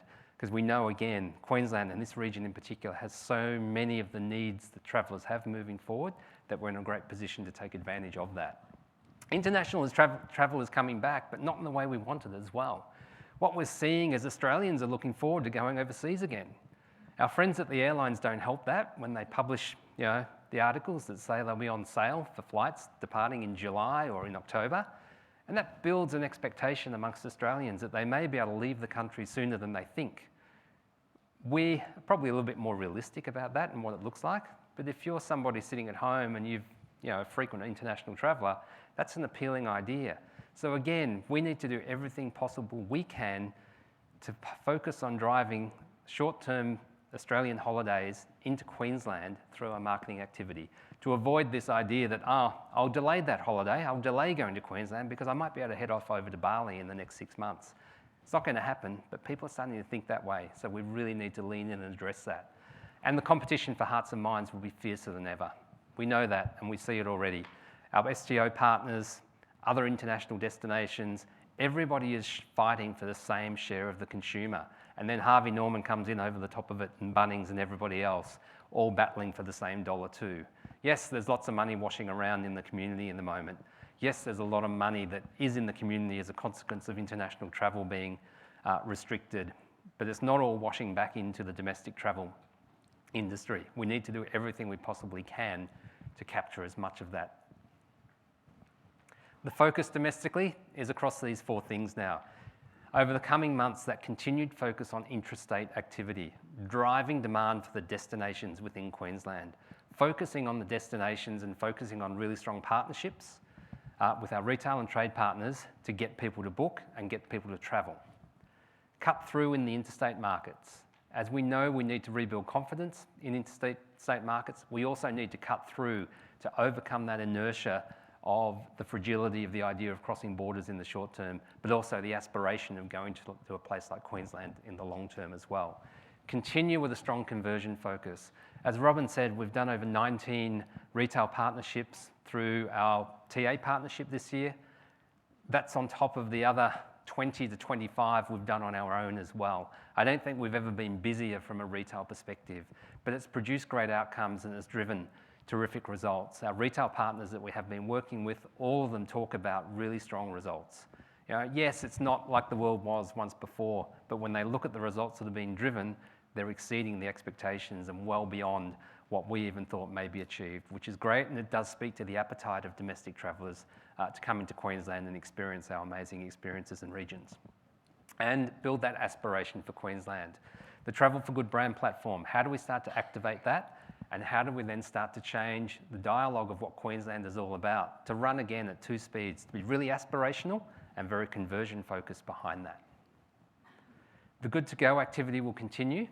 We'll continue to talk about the idea that Queensland is good to go.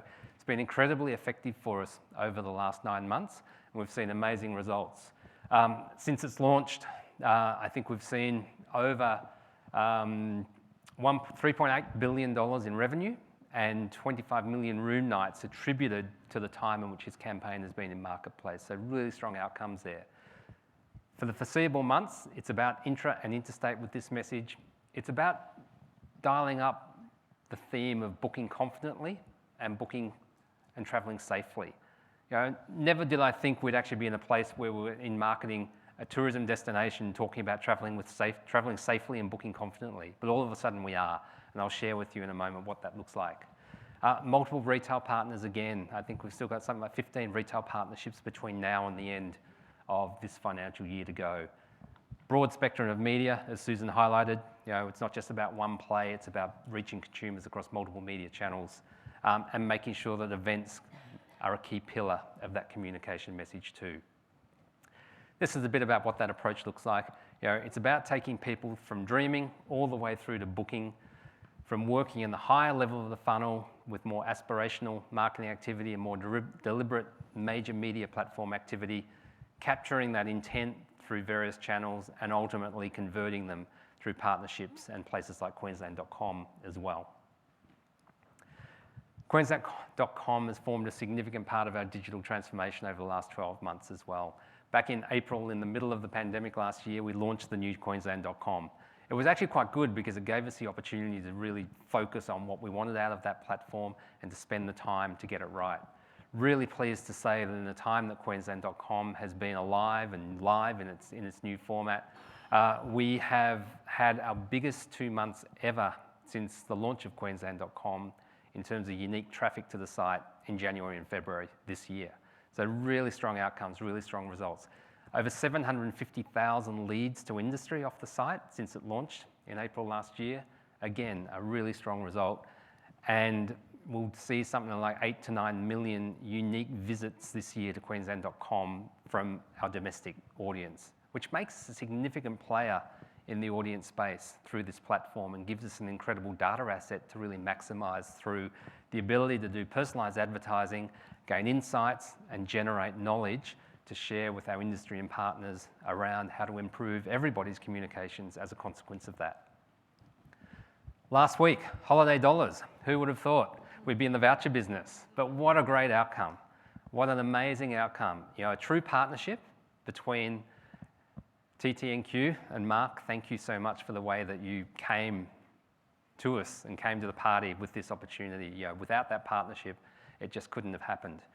So the partnership there between the RTO, the STO and the Queensland Government delivered some incredible outcomes over the last couple of weeks. 106,212 registrations for a Cairns holiday voucher. You know, what a terrific number there. A data asset again that we have for the future. $15,200 vouchers were dispatched on Monday of this week. And it's really exciting to say that we've already had over 200 redemptions of those vouchers in the first 48 hours, which is a big number in such a short period of time. So people taking advantage of those offers in the marketplace. Hopefully, we're also seeing, as a consequence of offering experiences in the region, people who were thinking or planning about coming to the region now booking their accommodation, booking their airfares to get here and do the experiences that these vouchers enable them to do.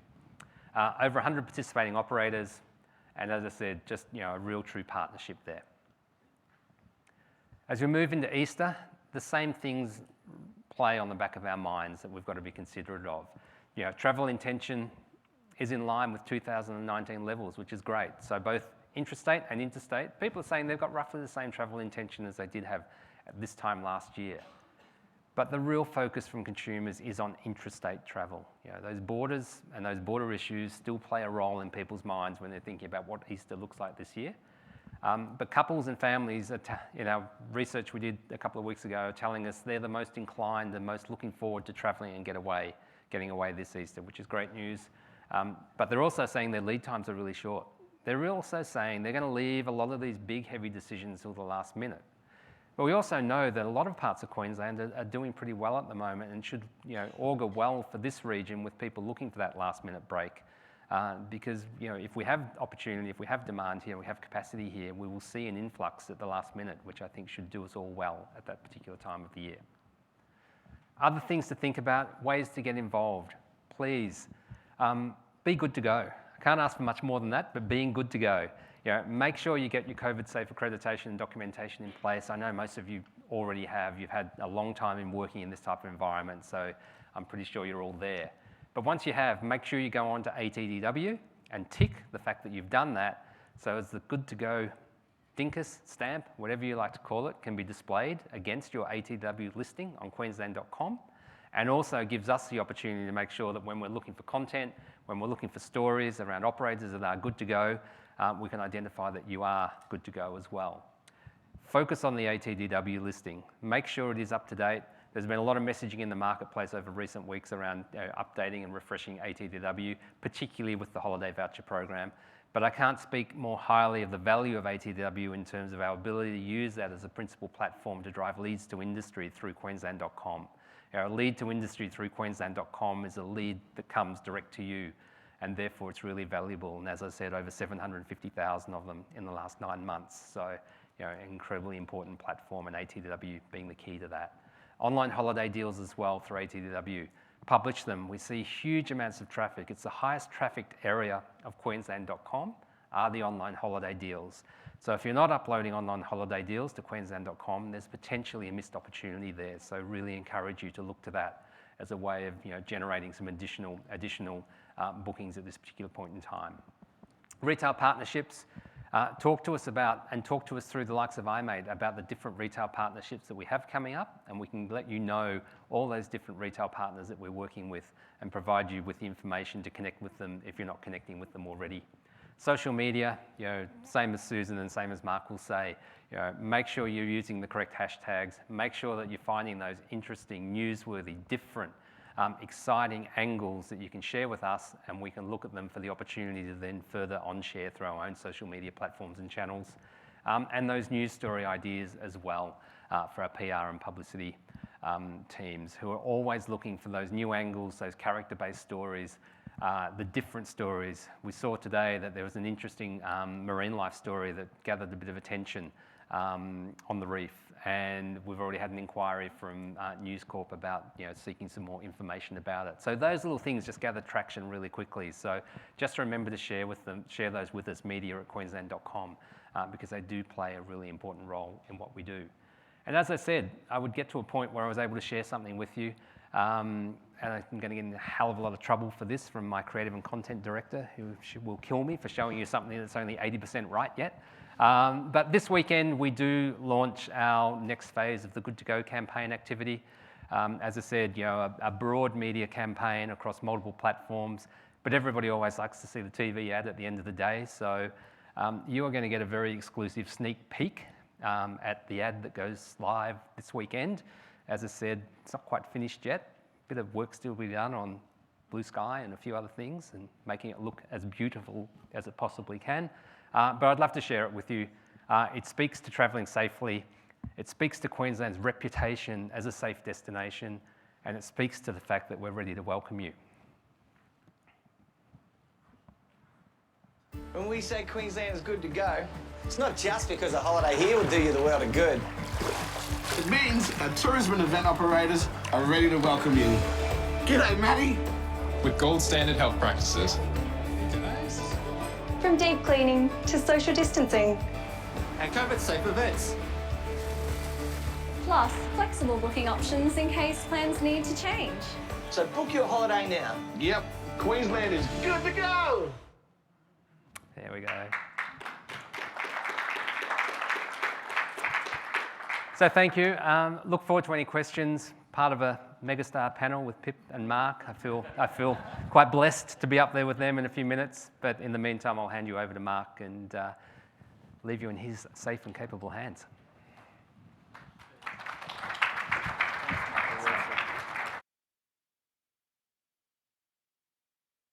Started. Hopefully you've got your questions ready. Let me begin by recognising that we do meet on the land of the Gimoy, Wadabala, Yidinji and Irukandji people. This is the year of Indigenous tourism, so if you haven't yet reached out to an Indigenous business to partner, to share stories and to connect, do so. Get your act together. Let's put a round of applause together for TA, for the team coming up. Thank you, Pip, for sharing. Thank you, Susan and the team, Robin, for sharing. Big round of applause, guys. And to our partners at TEQ, I'm not going to bore you with more detail on campaign activity. You can see it's joined up thinking. But what I wanted to say to you is, Pip, two things got me thinking. The first one you mentioned about the visitors' want for space isolation and safety, and I wonder whether we spent 20 years telling people it's tropical. We could have told them it was further away than it is. We could be far, far north Queensland, even further than you thought. But you prompted me to think of a single word to encapsulate 2020, and I'd have to say humbling. Humbling hearing your stories, guys. You as an industry have been through an enormous amount, personally, professionally. Seeing Wade Bowen before brings a tear to my eye. So many people in this room have been through so much in the last 12 months. This is a turning point for us. We can't change everything, as Pip said. There are things outside of our control, but I'm humbled, and I know my team, who are all here in their brand colours today, are humbled by the efforts that you make every day. Keep your team, stay strong, and commit to a really strong future. TTNQ is committed to 3 really simple ideas. Cairns first. Cairns and Great Barrier Reef is the most desirable destination in Australia and across the world. And we've seen our destination jump from the 6th most Googled destination in Australia to the 3rd most Googled destination. And last Monday, off the back of the support of TEQ and the Premier, we had our highest day of Google traffic searching for Cairns in the last 12 months. So thank you, Michael. Big round of applause to the guys for doing that. Cairns first. Number 2, supporting you. Supporting you now. Advocacy for your issues and support to drive business to your door. We do that through all of the programs that we do. Nothing we do is focused on anything but supporting you and building a strong future, a rapid recovery and a strong, vibrant future for our region. There are so many ways that we've done that and we will continue to do that, but we've generated $100 million worth of publicity for this region in 12 months. $70 million of direct government support for this region, excluding what came through JobKeeper, which is such an important part. $60 million of direct bookings through our channels to you as products. Doubled the number of referrals every single month that we push through to you. Every day we wake up to think, how can we put Cairns first, support you as a business, and drive the rapid recovery? We're building a really strong pipeline of business events and major events so that we have that strong future. And a great example of that, just a little, I'll go forward that way, was Cairns Holiday Dollars. This is not just about 15,000 people. This is about the $5 million worth of publicity generated in the very first day off the back of this campaign. 106,000 people are a database for a strong future. And we already saw a direct increase in bookings without vouchers in hand. So the campaign is not just about short-term fix. It is about Cairns first, and Cairns was the first, not the only, but we were the first destination to go down this track in Queensland. It is about driving bookings directly to you, and it is about building a strong future. The campaign schedule coming up is all about this destination. We don't usually spend money every single month, but this year, with the support of the state and federal governments, we'll spend between $1.5 and $2 million every month keeping Cairns and the Great Barrier Reef number one, keeping your products and experiences in front of the customer.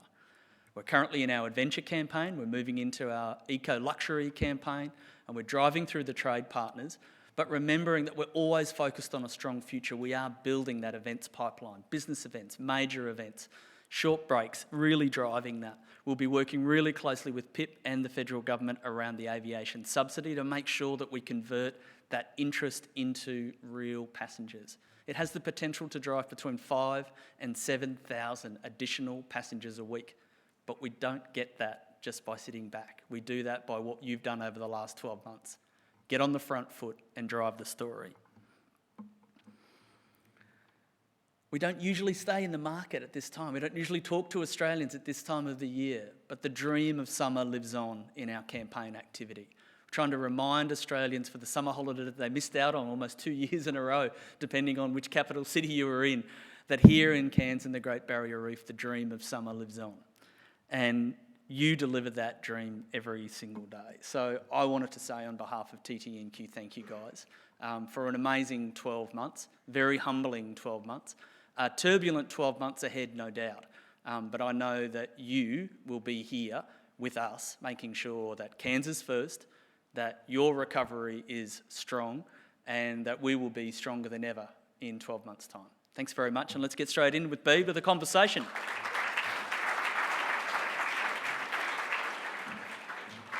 Hi everyone, I'm Bede Fennell. I look after corporate affairs at TA, so my teams look after the media and communications, the government engagement and industry. So I think we're going a tiny bit over today, so the intent is really for you guys to ask the questions.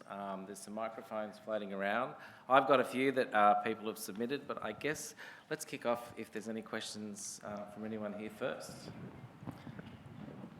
Why don't I kick off? So I think the one question that, look, everyone came through and Pip mentioned at the beginning, look, JobKeeper's coming off. We know how tough it is for everyone here in Cairns and across the country. And I think just a bit of a recap from each of you in terms of the industry support that comes to mind for your organisations. Now, as a collective, we can't control the government's decisions on these sorts of things, but there are opportunities. So maybe we'll start with Pip, and then Mark, then Michael.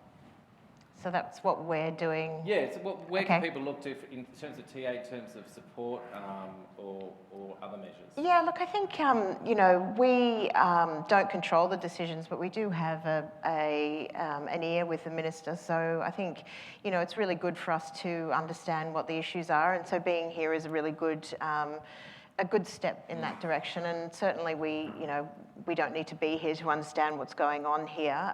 So we do advocate behind the scenes. We can't go out and publicly say anything. We do advocate where we can. So keep feeding your issues through to us. We want to do that side of things. But also, I think, we have been asked to amplify the subsidised flights. So we will be doing something that's a little bit more retail-y to really, as a call to action, to get people to get booking with those flights. We actually don't think we're going to need to do a huge amount, and certainly feedback from our partners and Qantas and the likes of Qantas and Virgin think that they're going to go pretty quickly. So it's probably going to go out with a pretty big bang and come in. But we think that our view is that the sales are going to happen pretty quickly. So. Okay. So driving demand, that's what we're focused on. Mark, anything? Yeah, so in addition to the demand driving stuff, we know that one of the key issues for the industry is keeping good people connected to the business. You've seen our board, our chair in particular, have been very strong in advocating for your need, for ongoing business support, wage support, and reduction in operating costs from all levels of government. And we'll continue to do that unashamedly. But we also recognise that workforce challenges will be a key issue for you, and we want to keep working with you and your business on how we help deal with the turbulent or lumpy times ahead. So do stay in touch with us, let us know. Every day we try and advocate for big and small issues, whether it be the application of COVID-safe guidelines to your business, insurance costs, we continue to work with government on that, or forward outlooks for new destinations, maybe Japan. Always advocating on behalf of the industry to make sure that this destination is first. Yeah. And Mike? Yeah, Mark can do the advocating that many others of us can't, which is fantastic, and he does an incredible job of that on behalf of the industry here in the region. As the STO, our focus is demand. Our focus is the marketing organisation and the marketing agency for tourism for the state, and we are absolutely focused on demand, but recognising that demand is not just about marketing. Demand is also about making sure that you as operators deliver exceptional experiences day in, day out for your guests and your visitors, and helping support you with the tools to be able to do that has been a really key area of work over recent months. And all I can do is just encourage you to lean into the experience design work that we've done, the experience design toolkit, take it on board, take out of it what you want, but continue to focus on delivering incredible experiences, because I believe at the end of the day, that's what's going to drive more people into the region as well. Thank you. And look, I think one of the things that we always find when we run our webinars and ask for questions is, and it's a call out, I think, to the strategy and research. We're all going to this future that's really unknown, and we do a lot of work internally in TA with our research programs, and I guess it's getting in touch with us and asking for the materials. They're on our websites, but if you need to get in touch and you have a question about your particular space, I'm sure we can provide you with links to the right data and trends that are coming. Are there any other questions that some of us? Yeah, over there. Actually, Aaron will come with a microphone.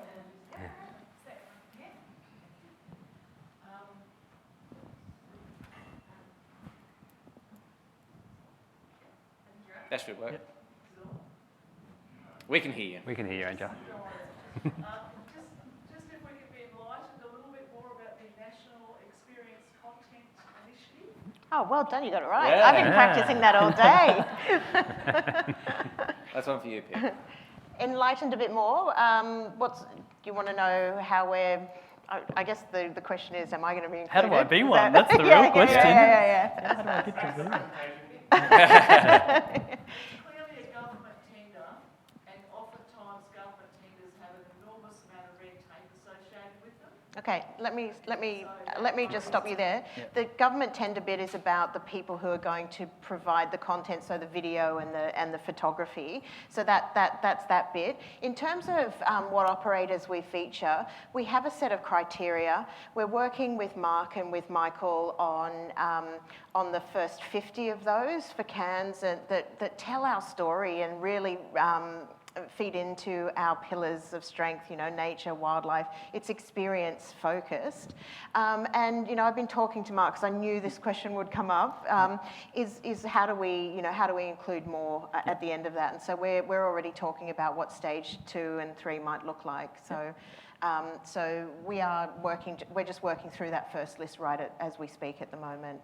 Yeah. So just to recap on that, so many of you know great content creators. Make sure that they go to the website, register, and get on there. There's content creators in the room today who we rely so heavily on. This is a great opportunity to be involved. TA will put up the first 50, and with the support of the Recovery for Regions Fund from the federal government, we'll extend that even further. So if you weren't one of the first 50, if at the you felt you might be 51 or 61 or 71, TTNQ will be picking up the piece behind that, and not only from the content creation perspective, but working so closely with the content team at TA to put the story behind the imagery and to get that out with Susan's team through all of those channels. The media are desperate for good stories at the moment. You need great quality imagery, you need those great showreel pieces, but then they need the heart and soul that goes behind it, and that's where we'll be working so closely together as we always do. And one of the things that there's going to be no red tape around it, but one thing that is going to be on you is really to get some good talent in, because we're not going to want the same talent in everything. So getting some customers or staff or somebody, you get your best talent ready, because it would be great to have some. My team are breathing a great sigh of Mark relief. doesn't want to do How every many more single one. photo shoots do I need to be in since Green? How many times do I have to appear in the ads? Yeah. But feedback, we obviously participated in the pilot on the Gold Coast, and the feedback from the operators that participated in that pilot was absolutely fantastic with regards to not only the professionalism of the actual production itself, but the content that came out of it. And it's content for the operator, ultimately, at the end of the day, which is like gold. And to have that content created by professionals with great insight, knowing what will meet needs and meet demand in either a domestic or international market is really key. So those operators, were thrilled, but they did have to find talent, and that was the onus on them. And that's often the hardest part. Getting ready for a content creation shoot like that is hard. So if you are fortunate to be one of those operators, please just lean into it, provide the talent, work with the producers. What you put into it will, be 100 times more in terms of output if you do that. Look at all these beautiful people, Michael. What are you talking about? I know. Room full of talent. And actually, I think just to that question, we've had a couple of people ask about how do I get involved. So through the Essentials newsletter next week, we'll put a bit more information on where do you email, a bit more about the selection criteria and how it's going to roll over. It's an 18-month program, but I guess if you've got any questions in the meantime, feel free to reach out to Lee, who's here today, or Dom from TA as well, who many of you'll know as well. Any other questions? Oh, yeah, over there. My question's for Pip. Thanks. Hi. How are you going, Brian? I just want to get your opinion on how realistic it is regarding China and how quickly that market might bounce back without government-to-government thawing of relations. Because I get the impression the Chinese want to come and they still love the country and love what we've got, but without a thawing of relations, that anything we do there might just be wasted. So, what are we going to do if there's still that sort of government sort of problem?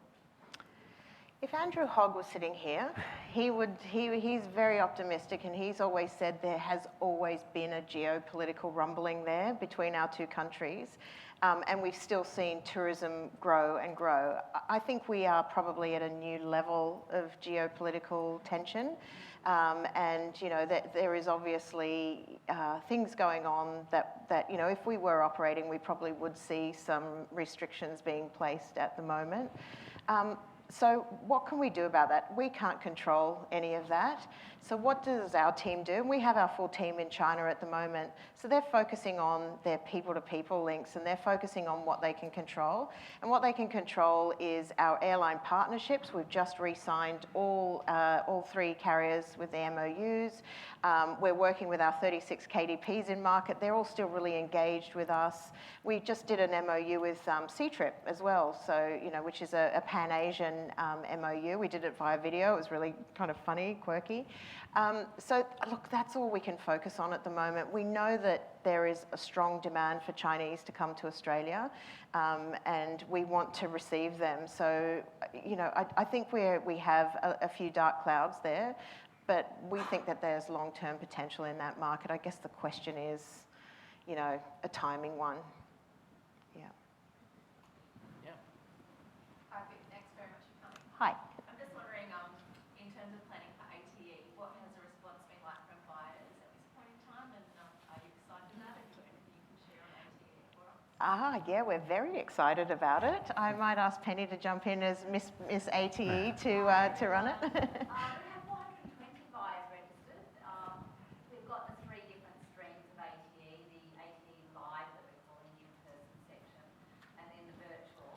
And so, 420 registered. And there's a few outliers that only want to do certain parts of it, but we're just waiting for more registrations to come in.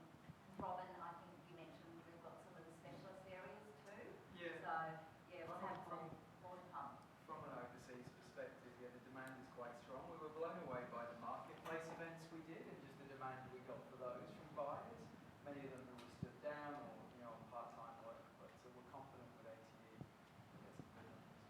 And we're looking at doing something a little bit different because we have just run through all of the Australian marketplace online. So the teams in market are looking about, can we do something with getting buyers together there and sellers are going to be together here. And so we're just looking at how we can mix it up a little bit and keep those connections going.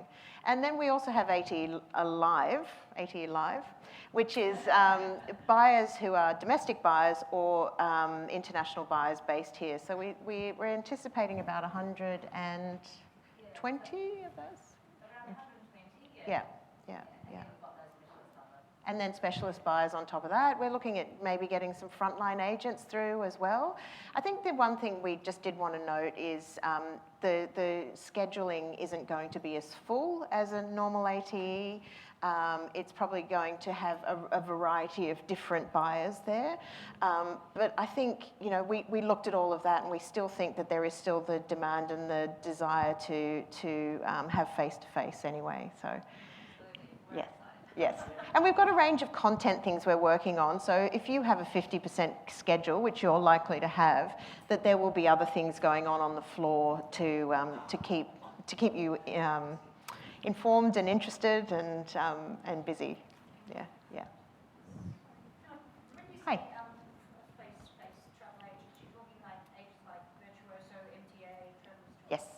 Yes. Frontliners. Yep.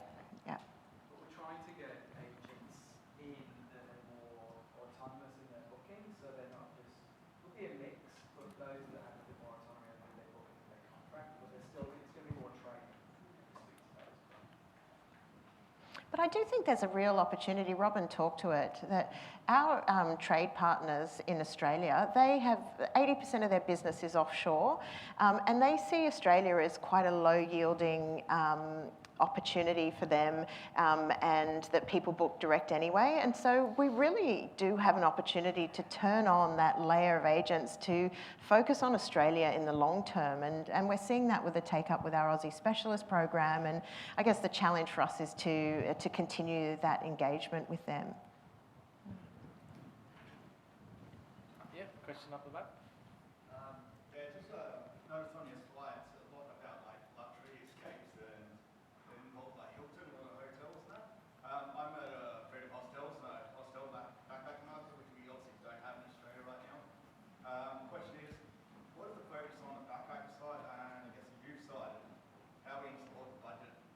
The budget supplies and that. Yep. I mean, these guys are probably better placed, but it's a huge focus for us. The youth market is, in fact, the one that we're working on most actively in terms of being the cohort that will come back first. And you may not have seen examples today, but we have had typically a big focus on youth. It's 40% of inbound spend is youth, and so and they are resilient travellers. So it is something that we're going to work on, probably one of the first cabs off the rank, actually. So yeah. I'd just add to that. That's one area that we're pushing through in terms of government, who are looking at sort of green lanes and cohorts, and I think we feel that working holiday makers and youth is an obvious cohort that if they're going to prioritise cohorts to bring them back because there's workers there, they stay longer, they disperse, and they're probably going to bounce back a bit quicker. But if you've got any ideas, I guess, on that front, please feel free to feed them through, because the more examples I think we have to feed through to government, the better in that space. I think also from that perspective, it's always dangerous when you show different examples because someone will feel like the right example isn't there. With the youth market, one thing that we've done over the last 12 months is we've had a partnership with Pedestrian TV, who's a real youth-oriented publisher. And we've worked really hard with Pedestrian TV to create content for that youth market to really inspire Queensland as a destination for either a road trip or for a lengthy getaway, for a backpacking trip, to holiday, like a youth would. And they've created a whole heap of bespoke content. There's a bespoke hub on pedestrian.com, and then we've connected conversion off the back of that as well. And it's been proved to be really successful because engaging with that younger youth market has been challenging and always has been challenging in respect to finding them through the right media channels. So a partnership like the one we've had Pedestrian, and there's others that we looked at with the likes of Concrete Playground and others, who just seem to tap into that particular market and has shown to be generating really, really strong outcomes. And locally, December, January, February, we're in partnership with Study Cairns, targeting overseas students caught in Australia, not going home, and Australian students to take their break here over the summertime as part of our summer campaign. And our adventure campaign has two streams, one targeting the 18 to 30 and the other one targeting adventurous families. So that's in partnership with Adventure Cairns. So yeah, we work with the industry, we're driving those stories. Most of our influencers, social media partners right now are focused on youth adventure. That's our principal market in February and March and heading into April before we move into the EcoLux campaign activity. Yeah. Do you guys have any updates on Japan? Like how, I know it's a little ways away, but yeah. I think it's an incredible market for us, actually, and it was growing at an incredible rate, not back to 1980 levels, but we had hit some recent records in terms of arrivals into Japan. We're a really safe destination. They're quite itching. They're itching to come back. They have a little bit of gun shyness over our border closure issues because of the rules in Japan that they're very protective of the consumer. So again, the concerns are around border closures rather than COVID. There's been recent outbreaks there, and I think that Japan has gone a little further down the list at the moment. Everyone's watching what happens with the Tokyo Olympics. So I think the Japan has gone back from active consideration to watch this space, but we remain really focused on the opportunity. And putting Cairns first. We've got a great conversation with Alan Joyce on Friday. Continued excellent conversations with Jal about keeping Cairns first on the list. Japan was a 244,000 pax market for this destination when Qantas tails were flying between Cairns, Tokyo and Narita. And we're actively in those conversations again about having Cairns as a first destination of arrival once Japan is back. But we have to be realistic. Japan must get through the Olympics first. They must deal with the situation they have at hand. But we're actively advocating for Cairns to be one of the first destinations in Australia to get those direct services back. Yeah. Virgin Australia have also held their slots in Tokyo as well. So that's a positive sign for the future. Any other questions? Yeah. Here you go. I know it's a bit of a new concern in the last few days, but Cape York, I guess everyone's talking about that at the moment. Myself, my business is tours to Cape York, and only in this meeting has my phone not stopped. People asking what's happening. Can they get a refund or can they get a holiday together? And is that an area of concern at the moment? We're talking. Yes, 24 hours a day at the moment. For the last 48 hours, there's been nothing for me but Cape York conversations. We're working really closely with the CEO of TICA, the Cape and Torres Aboriginal Councils, about trying to get around the table with the TOs from NPark around productive conversations around letting tour operators through for the last piece, and obviously trying to hit the negative media that has said the Cape is closed. Obviously, all public roads at this stage are planned to be reopened. The PDR is not open yet because of the Archer, but as soon as the Archer is down and the PDR opens, we'll be rolling out a campaign. Claudia McFadden is in the room today leading our Drive North Queensland initiative. We'll be punching tons of social media. We've appointed a Drive coordinator. We'll be tripling our investment in the Drive market, and Cape York is front and centre in that. I was only just on the phone with the collective councils and the tourism partners today to try and get on the front foot there. So we were not aware that announcement was going to come out of NPark Council 2 Fridays ago. And yeah, we were disappointed to see the way the media picked up on that story because it was confusing. The roads are not closed. Cape is open, other than from the croc tent to the tip, and that's a conversation that we're actively in at the moment. And I've offered the NPark councils, if they need me there tomorrow, I'll be there. Yeah. We're doing everything we can. Yeah. Any final questions? Yep, okay. Just a question for Michael. With the market representation ceasing, obviously, next week. Yep.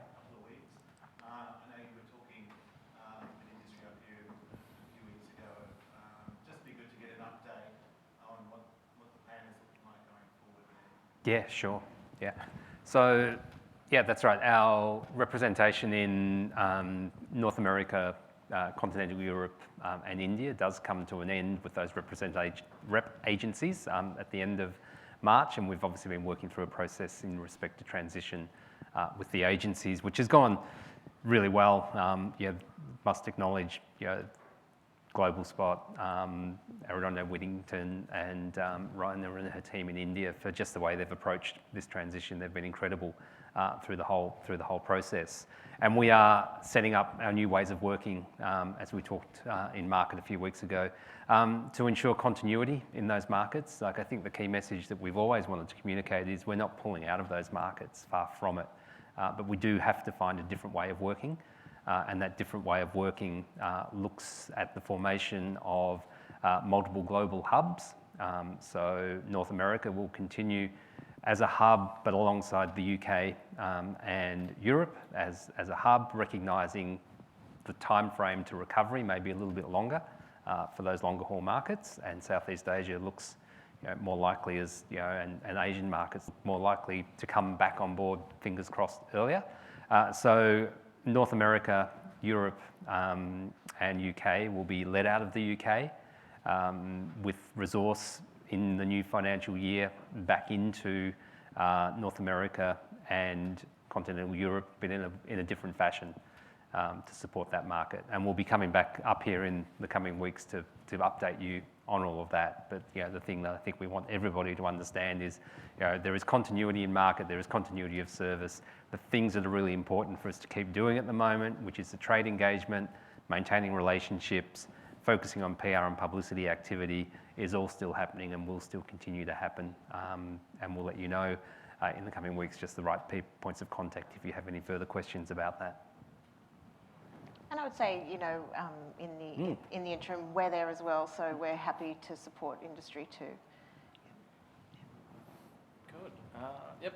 Can I just ask how long you sort of are aiming to keep people in town? I don't know if I missed it, but I was out. Sorry, apologies for that. But I'm a micro business with run Cairns Canning here. I know there's a few others in the room here that have got micro businesses, and a lot of the advertising I see is based on those core products. I guess as you call the brief, there's the Dreamtime, there's Sky Rail and stuff like that. When people are only holidaying here for 2 or 3 days, they miss out on those smaller activities. Is there any focus on 5-day period, 8-day period? How long?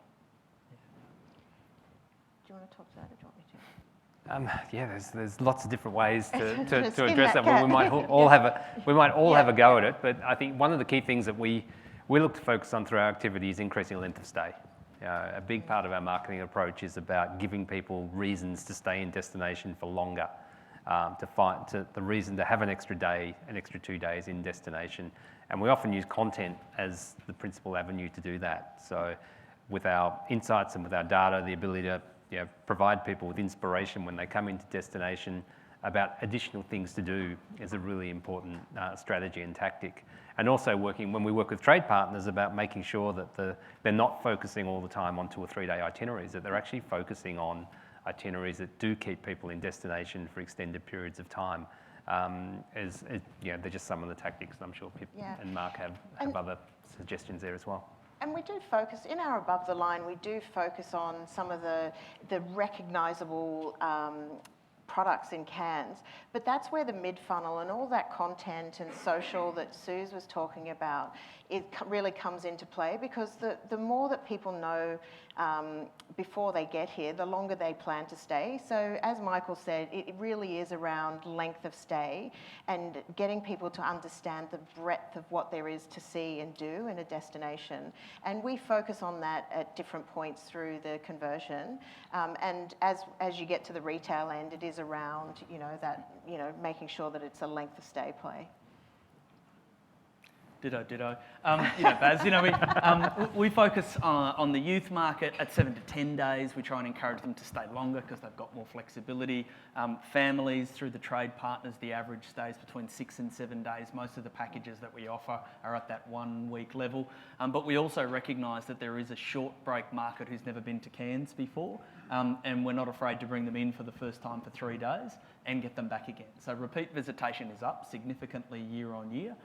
That's a really good sign for us because we know that a lot of Aussies who haven't tried Cairns before, Cairns and the Great Barrier Reef, have come here and thought, wow, that's twice as much stuff as I thought was available.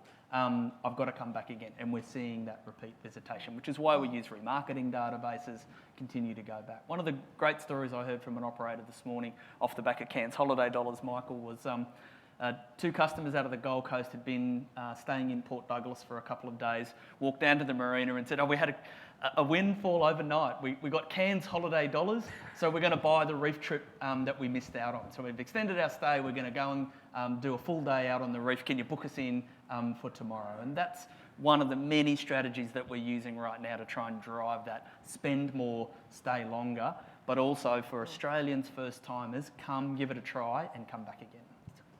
So the database of 100+ thousand Aussies that we now have, just Queenslanders alone, we'll be marketing to constantly to remind them of all of the things that they missed out on. The whole idea of Cairns Holiday Dollars is to showcase the depth and breadth of 100+ operators, 140+ different packages already available. It's time to show off all of the awesome stuff that you can do, not just the 4 or 5 that people might see regularly. So it's been a big win for us. Okay, yeah. Yeah, hi, leading on from that question then. You all talked about changing the behaviours of people coming here in terms of their spend and how they spend. How do we mitigate the near Asian destinations such as Bali, Thailand, where it's actually so much cheaper to do so many more things, whereas coming here, you know, these people's dollar isn't going anywhere near as far as it does in those destinations. How do we change that? You hear here all the time deals for locals. You never hear on the radio, there's tourism deals out there. Go and see the tourism deals. Ask for tourism deals. You don't hear it. Well, it's interesting that I talked a little bit about the research that we had, which is value for money, which has always been a concern with an Australian holiday. I mean, we just are more expensive than Asia, and there's really good reasons for that. And I just think we shouldn't shy away from that, but we should own it because actually we offer really quality and safe experiences, and the world is putting much, much more value on that at the moment. And so I think you will find that even though our costs don't change, and I don't think that, you know, as we are keen to get the tills ringing again, that we should race to the bottom. I think that would be a mistake. We saw that at the end of GFC, and a lot of people who were already cash-strapped, you know, discounting. And I think that if we can hold firm and be really confident in our experiences, I think people are going to want to buy them. I mean, we can see that already. You know, there is a lot of money around at the moment. We offer incredible safe destination. We have, and to Michael's point about the aspiration piece, I think it's important that we focus on that rather than the fact that we're more expensive destination than Asia. I think that's a really key part of it. Do you want to add something? Quality, safety, sustainability. Yeah. There's so much going for us in Australia. Off the back of the way the world is looking at their travel plans, that we want to be able to leverage. So we need to keep driving that aspiration at the top. It's great to lure people in with price, and we use holiday vouchers and package deals to bring people in. But when we get them here, we have to remind them that this is not replicable anywhere else in the world. I think it goes back to that, the conversation about just not competing on value, because we never will win on price with those destinations. Or on some of the other things that they do incredibly well. And it also speaks to the work that we've done as a brand and for the purpose of Queensland in the years to come, that idea of really leaning into that area of, you know, travel that is transformational, travel that does have an impact on you as a person. You know, that idea of travel for good is something that Queensland and a destination like this can absolutely own and take advantage of and be different and differentiated and distinct when people are trying to compare. We can't compete on $500 versus $1,000, but we can compete on the quality of experience that you can get here that just can't be had anywhere else in the world, that is unique, whether it's the wildlife, whether it's the reef, whether it's anything else that we've got going for us here that just can't be replicated. And that's our opportunity, you know, not compete on a sofa bed by a pool, because that can be had anywhere with so much more to that than offer, and that's our playing field. All right, I think we're out of time. So thank you to all of you for coming up. Just a reminder that all the presentations from today we'll put on our website. We'll send out a link on that as well. We'll also, as I mentioned, send out some more information on the content initiative on how you can get involved. So now there's drinks for an hour and a half just outside this room. We've been joined by all of our board, who we mentioned are up here. So they'll be at drinks along with the TA executive team. So please go up and introduce yourself, ask questions, and give us feedback and comments. And I guess on behalf of Tourism Australia, thank you for making the time. We know you're all busy, so we really appreciate giving up 2 hours to come and listen to us. So have a good evening. Thanks, everyone. Thanks, Pip. Thank you.